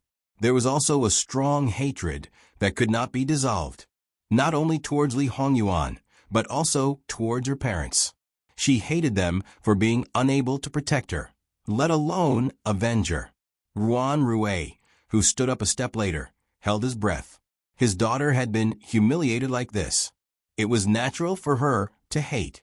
However, when she vented her anger on her own mother, how cold was it?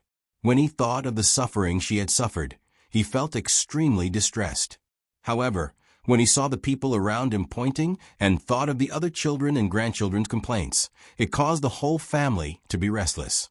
One of his granddaughter's engagement was broken off, and the other few who were discussing marriage disappeared. He washed his face with tears all day long. His daughter-in-law felt distressed for her daughter and was also sad all day long. Originally, he also wanted to take this opportunity to come out and relax and temporarily avoid it for a period of time. After all, there were only a few people who could come to the summer palace. Therefore, there were also many people who came out of the Ruan family. Who would have thought, since the night before yesterday, the haze that shrouded the family, even he, the head of the family, began to be unable to suppress it.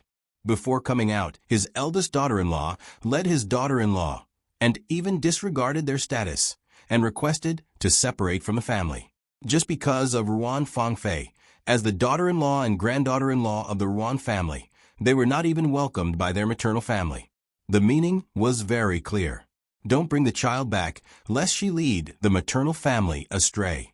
They made it clear to him in tears that they could either separate from the family or collectively hang themselves in front of the Ruan family's gate. In the past, the Ruan family was praised by everyone as a harmonious family. Now he was not dead yet, but they were beginning to fall apart. In the face of their threats, he was also angry. However, he could not vent his anger on them.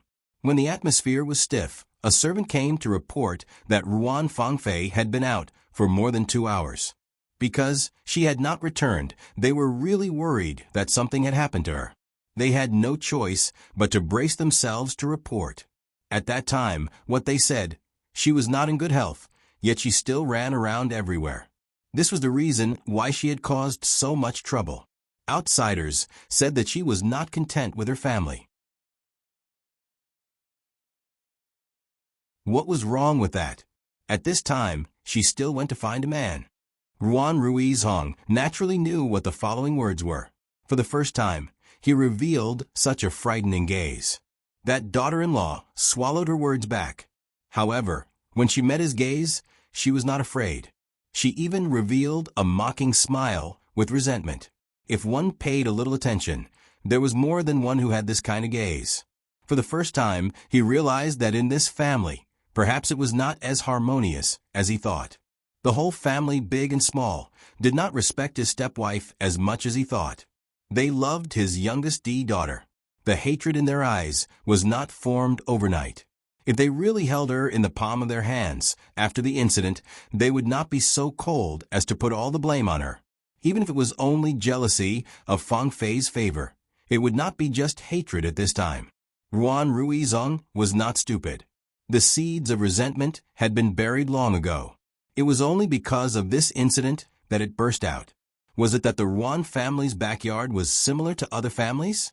It was just that he did not know. But it was not the time to explore this question. Fang Fei was not looking for anyone else. It was Jin Qinhuang. Why did she not give up until now? If her heart was not tied to Jin Qinhuang, how could she get to this point today? Although some things did not seem to be related to this, Ruan Ruizhong always felt that the source was here. Moreover, until now, he did not know what happened the night before. Every time he mentioned it, his daughter would immediately cry like a pear blossom bathed in rain. His wife would also cry, saying that his daughter had been hurt so much that he should not let her remember those things. After 1 or 2 times, he could only choose to give up. Moreover, because he felt that the matter was strange, it was not good to go to Zhong Qinhuang to reason. This kind of thing, if it continued, the one who would suffer losses would only be their family. Even when Ruan Ruizhong first entered the officialdom, he had never felt so tired. But in the end, she was the pearl of his palm that he held in the palm of his hand for more than 10 years. How could he bear to give up just like that? Let's go back first. Should he be glad that he was still the Grand Secretary of the Cabinet, still in a neutral position, and did not have too many enemies? Otherwise, his situation would not be much better than the rest of the family. Fang Fei, let's go home first. Old Madame Ruan persuaded.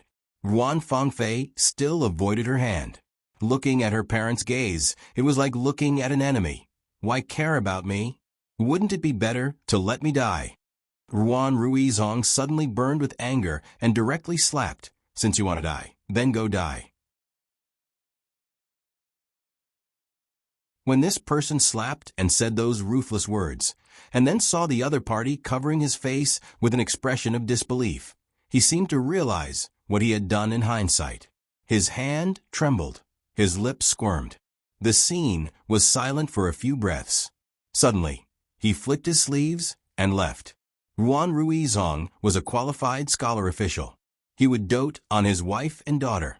The premise was that the family was harmonious and the Ruan clan was prosperous. But now, to say that he did not blame his daughter who made the Ruan family like this, that was simply the biggest joke in the world. It was just that before, his tender love had taken the upper hand, and he himself was not aware of it. Once it exploded, in addition to the disturbance in the family, Ruan Fangfei's mistake would be infinitely magnified. Her position in his heart would drop again and again. Old Madame Ruan probably did not expect it to be like this. But this slap made her heart tremble even more. What kind of man was this man? She was very clear. Ruan Ruizhong had always been good to her, but she neglected it. Now, it was like a basin of ice water was poured over her head. Even though it was June, it was still cold. Seeing Ruan Fangfei's gaze that seemed as if she couldn't wait to eat someone, she suddenly covered her eyes and whispered in her ear, "Fangfei, that's your father. Without him, you are nothing.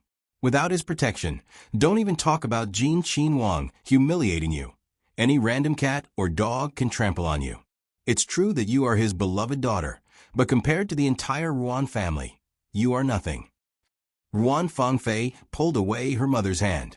In her eyes, the ruthlessness disappeared completely, leaving only tears and the grievance after being slapped. "Mother, good daughter, don't cry, don't cry. Your father is only, don't cry." Old Madame Ruan pulled her and chased after them. It was clear that they wanted to sit in the same carriage. After getting on the carriage, Ruan Fangfei directly knelt in front of Ruan Ruizong. "Father, daughter is wrong. Don't be angry. Daughter is only. As she spoke, tears rolled down one by one. How could he be so cruel? "Father, this is the last time. Daughter will not miss him in the future. In the future, daughter will stay at home obediently and not go anywhere. Can you forgive daughter this time?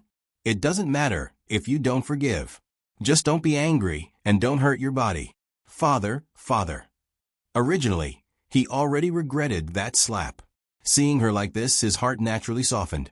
"Fangfei, father hates really hates father, I'm sorry. It's all daughter's fault. It's all daughter's fault."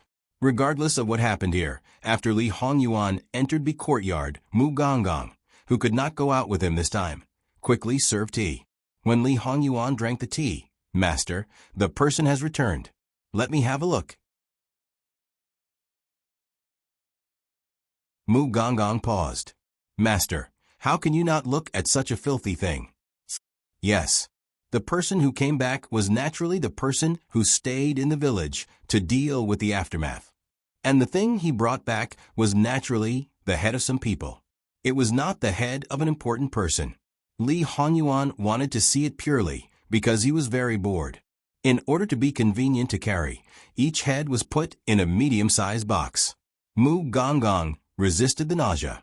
Although he was also the master's lackey, he was a close servant. He had never seen such a thing at such a close distance. After just a glance, he quickly looked away. However, he could not make too big of a movement. There was always a little shadow in the corner of his eyes. The more he wanted to ignore it, the more he could not. He almost had a feeling of collapse. Li Hongyuan's expression did not change. 6 people. It's a big investment. Although Li Hongyuan didn't place his men in the Ruan family's backyard, he still had a basic count of the number of guards who were trained to be secret guards. There were more than 30 of them. It wasn't a lot, but it wasn't a small number either. Any more, and it would easily attract attention. Naturally, he didn't bring all of them with him on this trip. After all, many people weren't in the capital, and it was easy to get things done. He only brought 16 of them, which was less than half of the total number. During the assassination, he lost 3, and now he lost 6. That was to say, there were only 7 left. Well, maybe he could count Madame Ruan in. Moreover, there might be some among the maidservants who were trained. If they didn't have these, there was nothing to be afraid of. Old rules. Li Hongyuan said indifferently after hearing about the general situation. Speaking of which, there were over 1,000 people in the village. If they were to kill them openly, no matter how powerful they were, they would only be chopped into pieces. The simplest and fastest way was to drug the water at the right time and then set a fire at night. The geographical location of that place was special enough. Even if half the sky was red at night, no one would know. However, it was a pity that before the medicine could be used, it had already been wiped out. Since they had already started, they would not give up easily. She would lose as many people as she took out, including those who stayed in the capital. Naturally, they would not be spared. Without these people, he wanted to see what that woman could do. Without that woman at the back, Ruan Fangfei would probably be like an ant struggling on the verge of death. After they left, "Master, the people in the West have also arrived. https://www.bicken.com/11/11807/6653186. HTML. We will deal with it as soon as possible. After reporting, please wait patiently and refresh the page. Please remember the domain name of this book, www.bicken.com. Bicken.com Mobile Edition.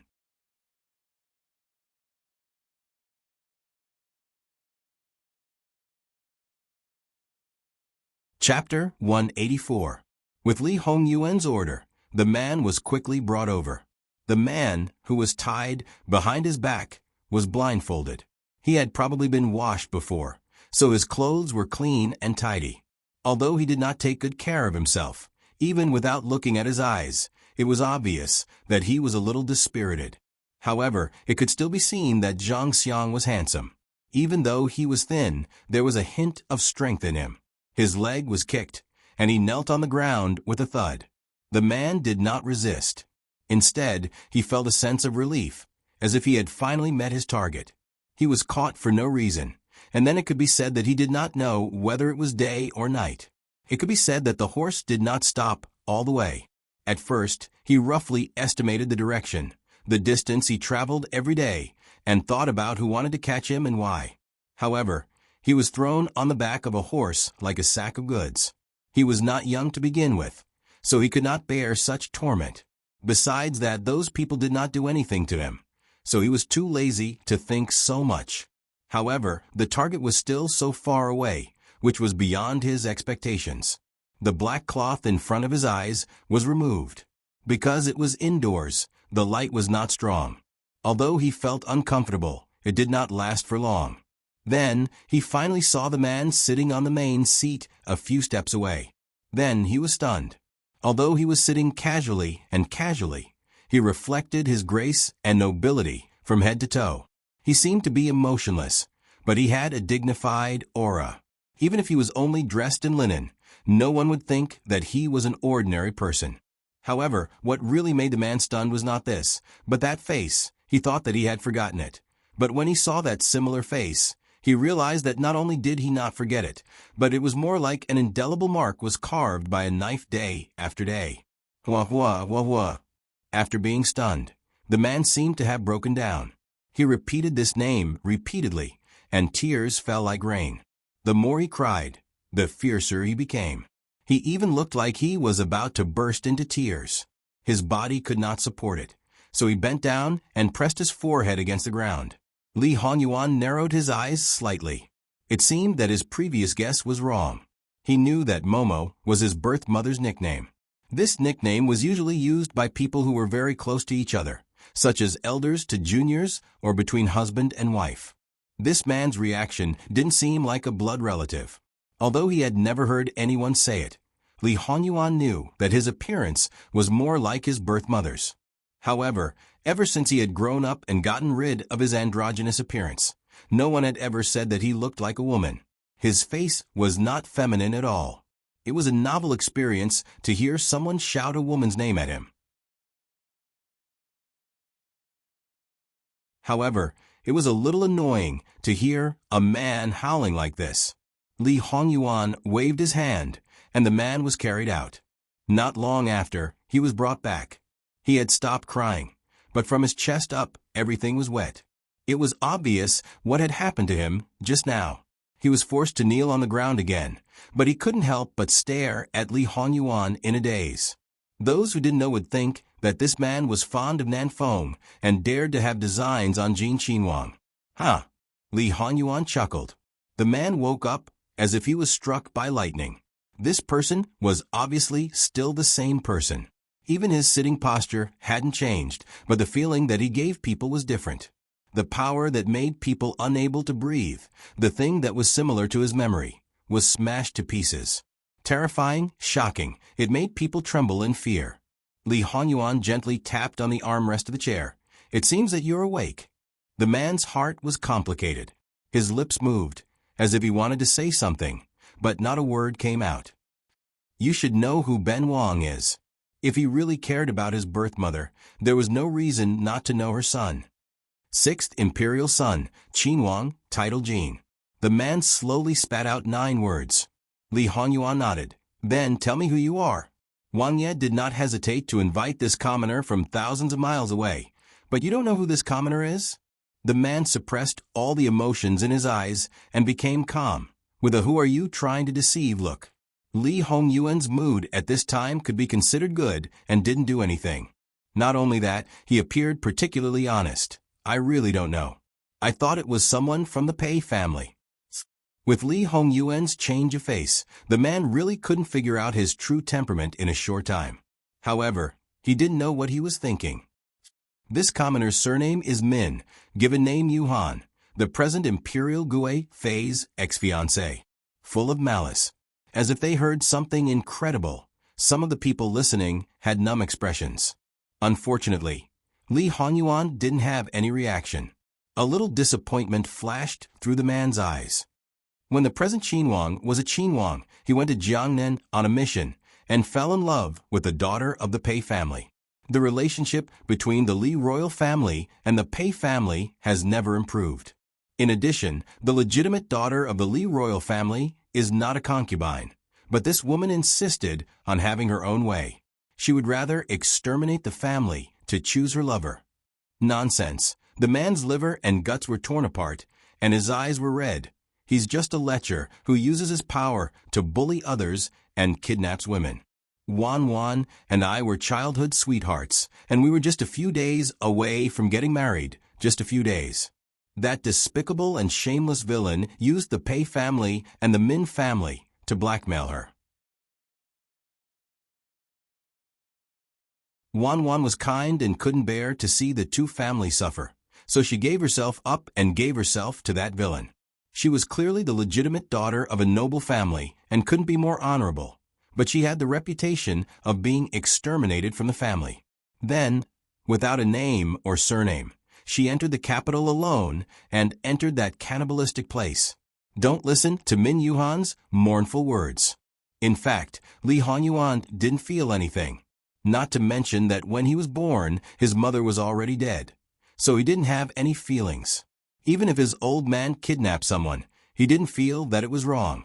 If it was him or Wan, it would be best if they could achieve their goal peacefully. If they couldn't, not to mention the two families, he would destroy the whole world. From this point of view, he was definitely Lu Qingdi's seed, and the student was even better than the master. However, he wouldn't change the identity of Wan like his old man. No matter how high Wan's birth was, he would let people know clearly who he was holding in the palm of his hand. Of course, he was completely different from his old man. Wan was also the same with his mother. There was no comparison. It is indeed a cannibalistic place, but didn't she die in a few years? Hearing him speak so coldly, as if he was talking about an unrelated person, the anger and hatred seemed to materialize. You caused her death, but you don't feel guilty at all. You are indeed the one with the surname Li. You are rotten to the core. Li Hongyuan didn't take it seriously. So you also believe that she died of blood loss due to dystocia? Min Yuhan was stunned. What do you mean? What I mean is that she was strangled to death by her husband. After she died, this prince was cut out from her stomach by her husband. Don't talk about her glory when she was alive. After she died, there was a big cut on her body. Isn't it very pitiful? Li Hongyuan said with a casual smile and malice towards Min Yuhan. Min Yuhan widened her eyes in disbelief, but she didn't doubt Li Hongyuan's words.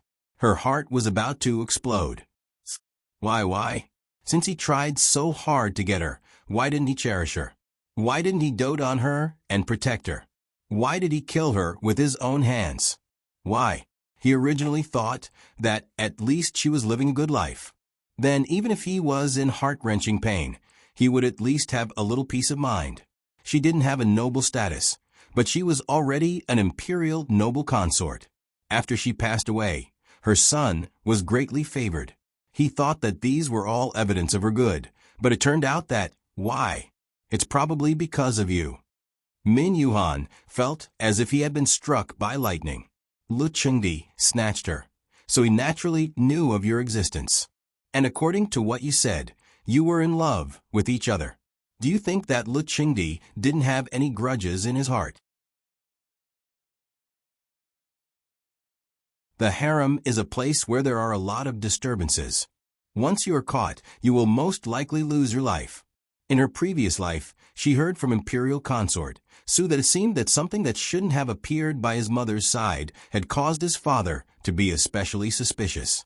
Logically speaking, if he suspected another man, his father wouldn't have lost his mind and killed him. After she was pregnant, did you go to the capital and try to contact her? Min Yuhan's face stiffened, and the corners of her mouth twitched. TSK, she actually guessed correctly. With his father's character, he dared to do such a thing. Was he courting death, or was he courting death? I didn't want to see her, and she didn't want to see me. I only asked someone to pass her something, and she sent me a letter.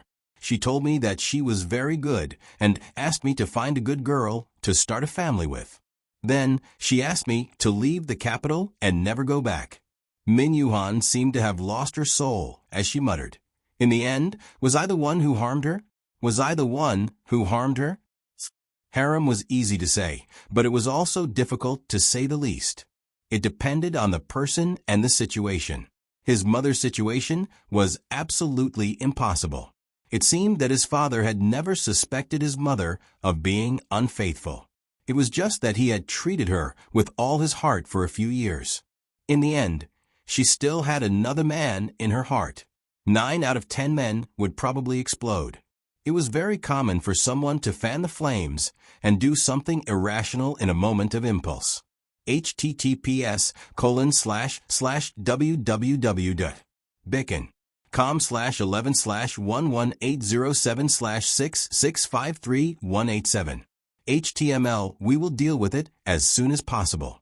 After reporting, please wait patiently and refresh the page. Please remember the domain name of this book, www.bicken.com. Bicken.com Mobile Edition.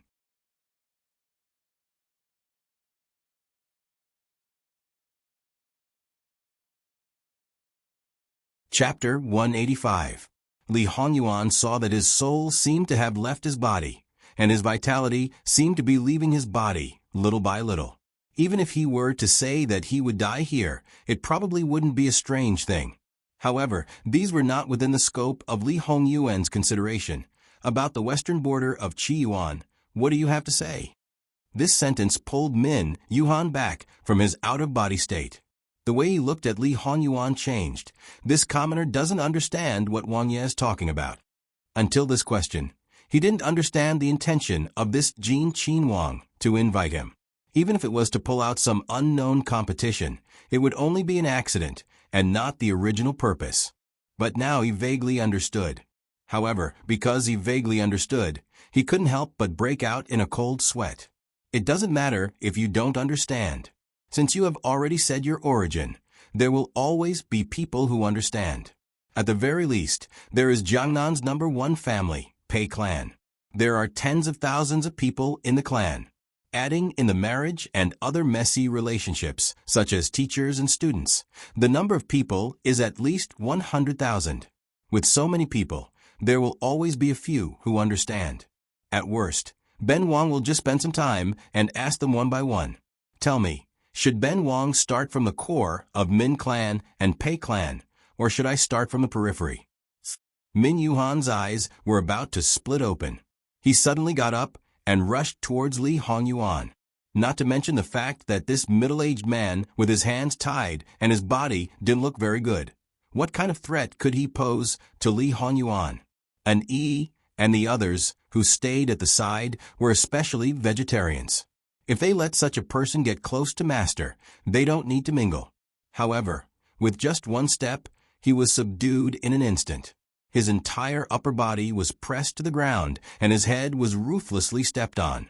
Min Yuhan's insignificant struggle didn't have the slightest effect. Beast. That's your maternal family. Ah. How can you be so ruthless? You really are his seed. He also hated himself for being too careless. Because the other party was Bien's son, he was surprised that the other party knew his identity. In addition, he deliberately wanted to discuss the other party. So he easily revealed his identity. However, even if she didn't say anything, would he really not know? Li Hongyuan waved his hand, and an Yi pulled him up, but his hand was still on an Yi's shoulder. Were you going to call me a beast? It probably didn't feel good to swallow it back, but as long as he still had his reason, it was still bearable. Although there are many people who curse this prince behind my back, those who curse in front of this prince are probably dead. This prince is still a prince, and the face and dignity of the imperial family are still important. Li Hongyuan took a sip of tea. As for the maternal family you mentioned, from the perspective of the adoptive mother, the maternal family should be surnamed Su. However, this prince has never been interested in the Su family. From the perspective of the biological mother, she was an orphan. So where did this maternal family come from? For more than 20 years, this prince hasn't even seen the shadow of the Pei family. Now that you've stirred up trouble and implicated the Pei family, you have the nerve to claim kinship with this prince. How many people have called this prince shameless? Obviously, this prince thinks that he is far less shameless than you people. Li Hongyuan was still undisciplined, but Min Yuhan's face was like a color palette, exceptionally wonderful. It wasn't clear whether she was more embarrassed or angry. The Pei family, not to mention Jiangnan, even in the entire Qiyuan, is considered the most powerful family.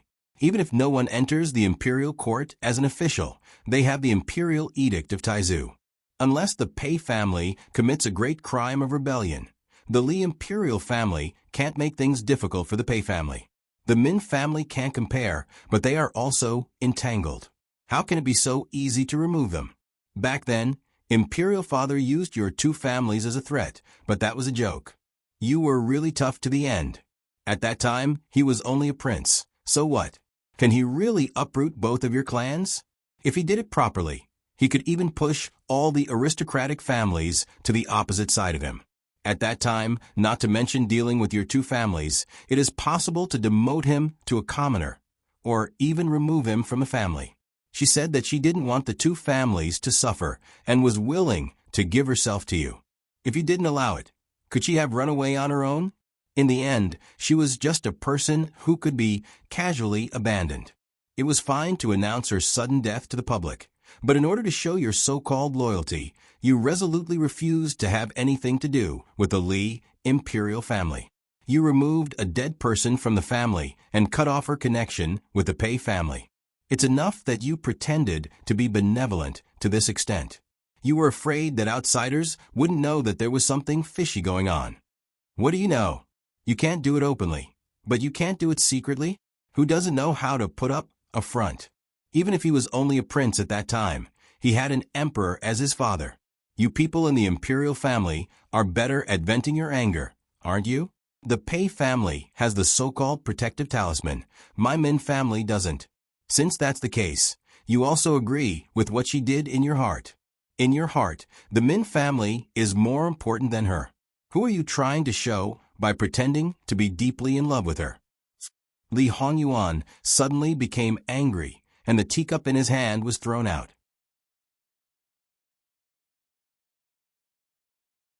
If you didn't run to the capital for no reason, would she have died?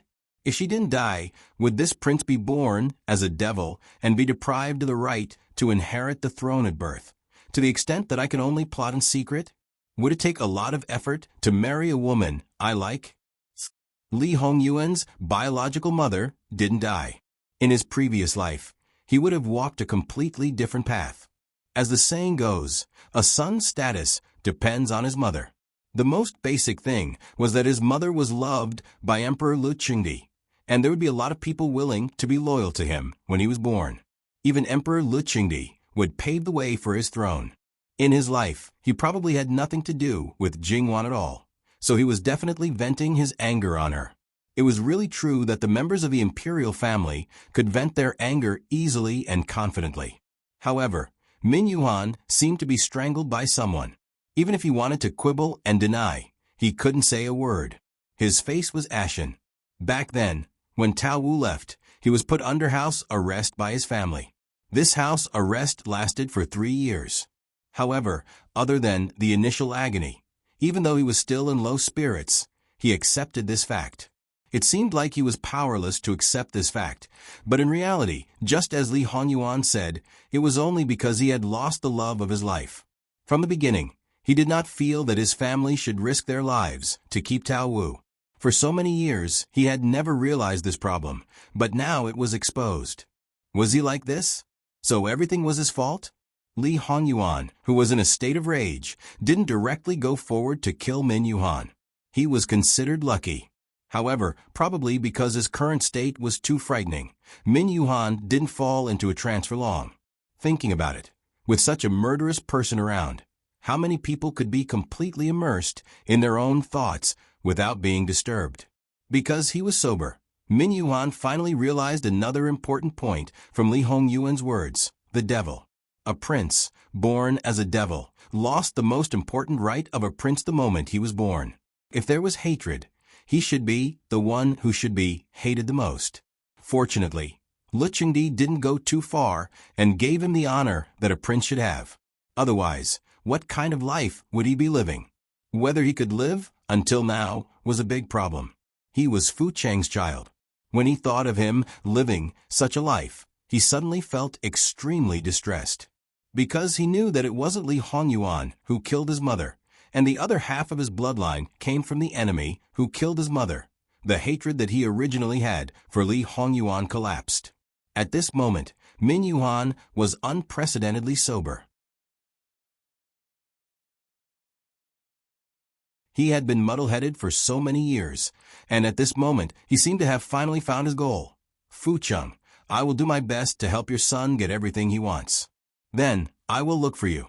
Because his mentality had changed, the way he looked at Li Hongyuan had also changed. He was not even affected by Li Hongyuan's terrifying aura. Instead, he looked at Li Hongyuan with the affection of an elder towards a junior. He even fantasized that if Momo married him, Li Hongyuan would be his son. Therefore, after Li Hongyuan calmed down, he clearly saw that the way Min Yuhan looked at him was getting weirder and weirder. From the initial affection, he didn't know what his imagination was, but later on, there was even a bit of pity. Even Li Hongyuan couldn't help but raise his eyebrows. Then he sneered. One must know that he had never seen such a look from imperial concubine Su. Who was Li Hongyuan? Did he need others to pity him?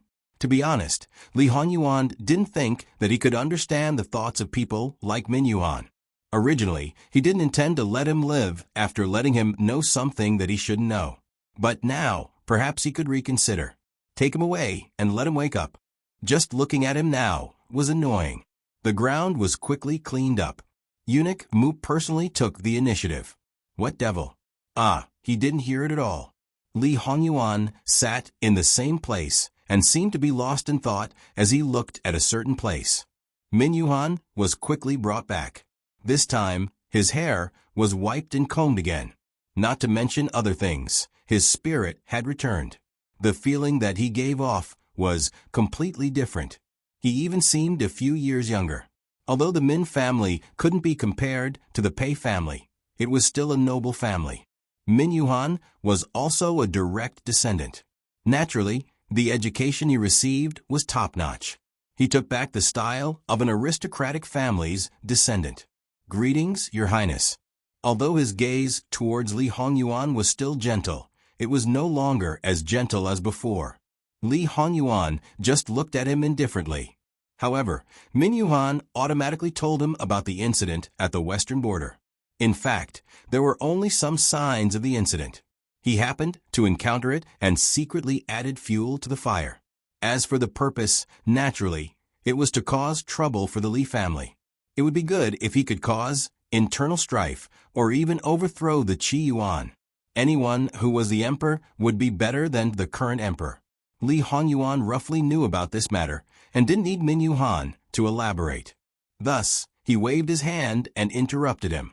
Is the remnant of the previous dynasty related to the Pei family? https://www.bicon.com/11/11807/6653188.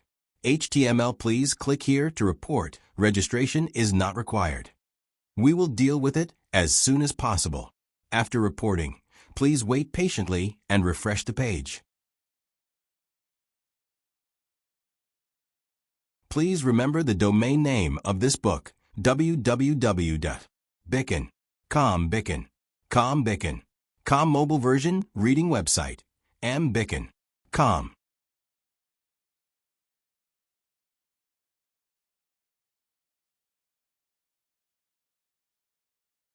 Chapter 186. Previously, he was ready to fight Li Hongyuan for the sake of the two clans. Now he turned around and betrayed the two clans. It should be known that regardless of whether it was harboring or assisting, as long as it was related to the remnants of the previous dynasty, regardless of the number of remnants, even if there was only a little child left in the direct bloodline, it was already a crime of treason. It was enough to implicate 9 generations of the clan. In this way, how should one describe Minyuhan? Should one say that he was heartless to the point that he didn't recognize his own family and was inhumane? Or should one say that he had deep feelings for his past love and that he placed righteousness before family? After a sudden awakening, he once chose loyalty and filial piety, and now he chose friendship. It seemed good, but in fact it was both wrong. Minyuhan, you feel sorry for her, and now you want to compensate this prince? Minyuhan's silence was equivalent to tacit agreement. Li Hongyuan sneered. You and that despicable and shameless villain who stole your fiancée are essentially the same. He killed her and then regretted it. He thought that he was infatuated with her for more than 20 years, and he didn't even ask if the dead person wanted it. Then, he tried his best to make it up to this prince. As long as this prince didn't covet the throne, it was as if he had forgotten that this prince's birth represented inauspiciousness. Even if he poked a hole in the sky, he would still take care of it. You couldn't protect her, so you also played the role of infatuation without regret. Similarly, have you asked if she wanted it? However, she is a dead person. If you want to ask, then you have to follow her down. Unfortunately, you are all greedy for the mortal world and are not infatuated enough to accompany her. You only live according to your wishes. Now that you know that her death has a lot to do with you, you are ready to blame it on this prince. She is a dead person, but this prince is still alive. Have you asked if this prince needed it? When this prince had no power, no status, and even his life was guaranteed, his compensation could only give this prince these things, so I accepted it. What about you? Do you think this prince needs you? After knowing what you've done, will you still be allowed to live freely? Minyuhan, what gave you such an understanding? As she spoke, the mockery in her eyes was simply too obvious. At the beginning, Minyuhan wanted to refute. How could he be the same as that person? However, when he finished listening, he was speechless. Even though his heart was burning with pain, he felt more and more that he was the same as that person. He was full of confidence and wanted to help, but he thought too highly of himself. Since this child knew his whereabouts, and his plan was destroyed just as it started, it was obvious that the power in his hands was not weak.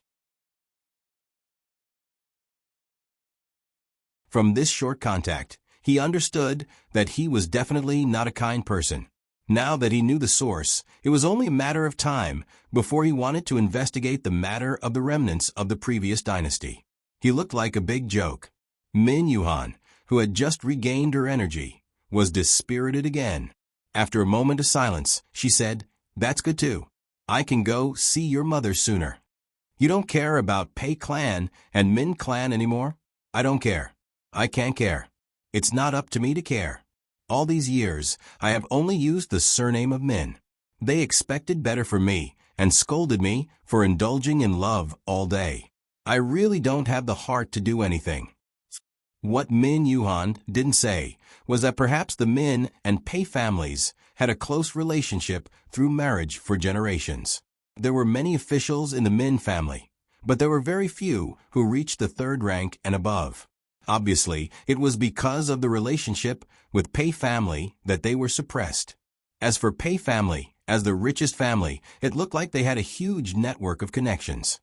However, when it came to interests, because they didn't have power, Pei family couldn't have the absolute right to speak. This was a great humiliation for the richest family. Thinking back to the unlimited glory of the previous dynasty, compared to the current situation, they had long had enough. Due to the ancestral teachings, they couldn't enter the officialdom. Therefore, the best way was to change the surname of the emperor. It could be something else, but it could also be Pei. How could the Min family not have such restlessness?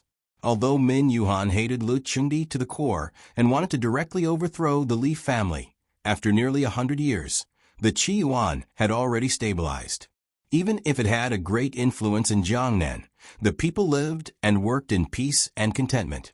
They had long recognized that the Li family was the orthodox family.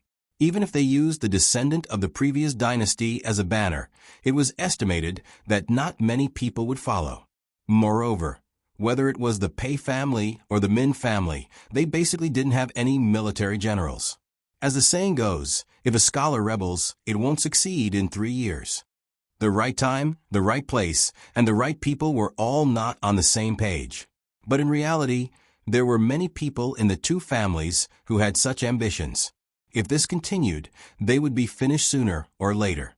Rather than ending up with the execution of the whole family, it was better for Prince Jin to cut off those people's thoughts now, so that they wouldn't end up with the extermination of the family. Prince Jin was destined not to expose this matter. For a prince who had hidden all his forces in the dark, exposing this matter meant that everything was exposed. Moreover, he could feel that Prince Jin didn't care about the descendant of the previous dynasty.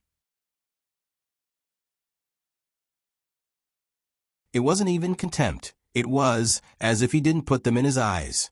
Towards such an existence, who would muster such a large force? Didn't Li Hongyuan know about this situation? Of course he knew. In the previous life, he was the one who tidied up the Pei family. Naturally, there wasn't anything that he didn't know. However, that unrealistic ambition was quite laughable in Li Hongyuan's eyes. Fortunately, the Pei family didn't brazenly pull out the remnants of the previous dynasty. Otherwise, it wouldn't be as simple as cutting off the Pei family's wings. It was a trivial connection, a rebellion. If it wasn't exposed, it could still be hidden, but if it was exposed, it would only lead to death. Li Hongyuan nodded, seemingly agreeing with his words. He slightly hooked the corner of his lips. Go see her? You say you want to see her, and she wants to see her? What do you take her for? Moreover, in 22 years, she might have already reincarnated. She might even be the mother of several children. Li Hongyuan continued to stab without holding back. This stab was so ruthless that his body swayed and he almost fell to the ground. Even though he staggered and stood firm, the rising and falling of his chest became more obvious. The frequency of the rising and falling of his chest also increased. In addition, he tightened the clothes on the left side of his chest.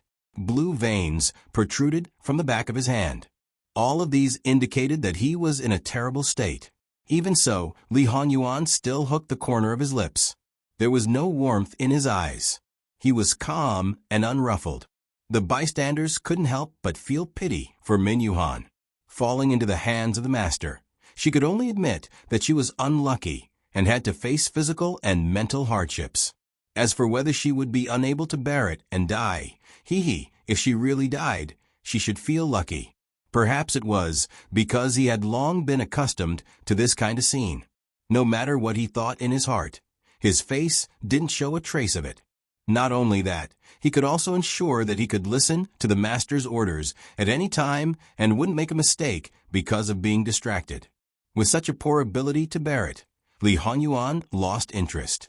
His initial purpose of catching Min Yuhan was to determine whether he was a member of the Pei family.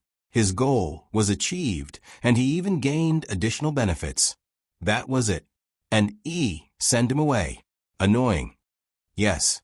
Because they weren't inside the imperial residence, there weren't many guards guarding the place. It wasn't difficult to get people in, and it wasn't difficult to send them away. They didn't even need to wait until nighttime. The carriage with the symbol of Jin Qinhuang Fu swaggered around, and no one would question it. During this period, Min Yuhan's chaotic and blank mind cleared up a little. Li Hongyuan still kept his life and sent him away. Then he probably knew Li Hongyuan's intention. When they reached a place far enough away, An E gave Min Yuhan some banknotes and some broken silver, enough for him to return to Jiangnan. Does Wanya have any specific instructions? Although An E came out with him, he still couldn't help but ask. After all, the other party was his subordinate. Even if there were no clear instructions, he should be able to guess some of the master's thoughts. This was an essential skill for every subordinate. Master's thoughts have always been unpredictable. The specific matters will have to be handled by Mr. himself. What was the most annoying? It was this kind of thing, without a goal. He couldn't estimate to what extent he had to do it, just like that, whatever. I understand. Min Yuhan accepted this statement indifferently. For him, it was better if there were no instructions. Then, he could do everything that he thought was beneficial to Jin Wangfu. Because when he was completely not recognized and not accepted, naturally there wouldn't be that kind of arbitrary situation where I'm doing it for your own good, without considering other factors. That was something that really overflowed with Li Hongyuan. An E nodded and left without saying anything. Min Yuhan looked at the carriage that was getting farther and farther away. He let him know the good things that he shouldn't know, but he let him go so easily. If he wasn't stupid, then he had absolute confidence. Min Yuhan recalled the short time that he got along with the other party. He was definitely not a stupid person. Perhaps he hadn't reached a point where he could control the whole situation, but he had reached a point where he wasn't afraid of being exposed. To be able to make him cheer up and dejected several times, it wasn't difficult to control a person's life and death. What was difficult was to control a person's emotions. Mimi, your son is completely different from you. However, he is very outstanding and very strong. Wait for me. I don't care if you've reincarnated, married, or given birth to a child. I'll still find you. Let me be selfish just this once. I can't let go of you. But for this matter, whether you agree or not, I'll persist. In the future, before I do anything else, I'll ask for your opinion. Maybe at that time, he will become our son. Min Yuhan revealed a shallow smile. He was walking towards an unknown road. Perhaps it would be full of thorns, and perhaps in the end, he would be deserted.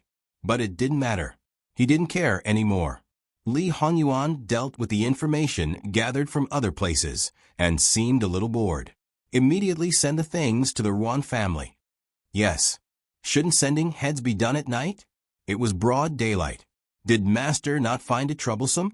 However, shadow guards never had a sense of self. Their master's words were their first will. The Ruan family was now in a chaotic period. Lord Ruan, who had always been successful in the court, was helpless in the face of his daughters-in-law's coercion. It was said that a woman should treat her husband as her god. However, at this time, his son was useless. Master, someone outside the door has sent something. Lord Ruan, who was in a terrible fix, needed something to divert his attention. He felt that this was the right time. What is it? Bring it in. When a wooden box was carried in, Madame Ruan, whose eyes were red and swollen from crying, was inexplicably flustered. Digression. https://www.bicken.com/11/11807/6653189. HTML. We will deal with it as soon as possible. After reporting, please wait patiently and refresh the page. Please remember the domain name of this book, www.bicken.com.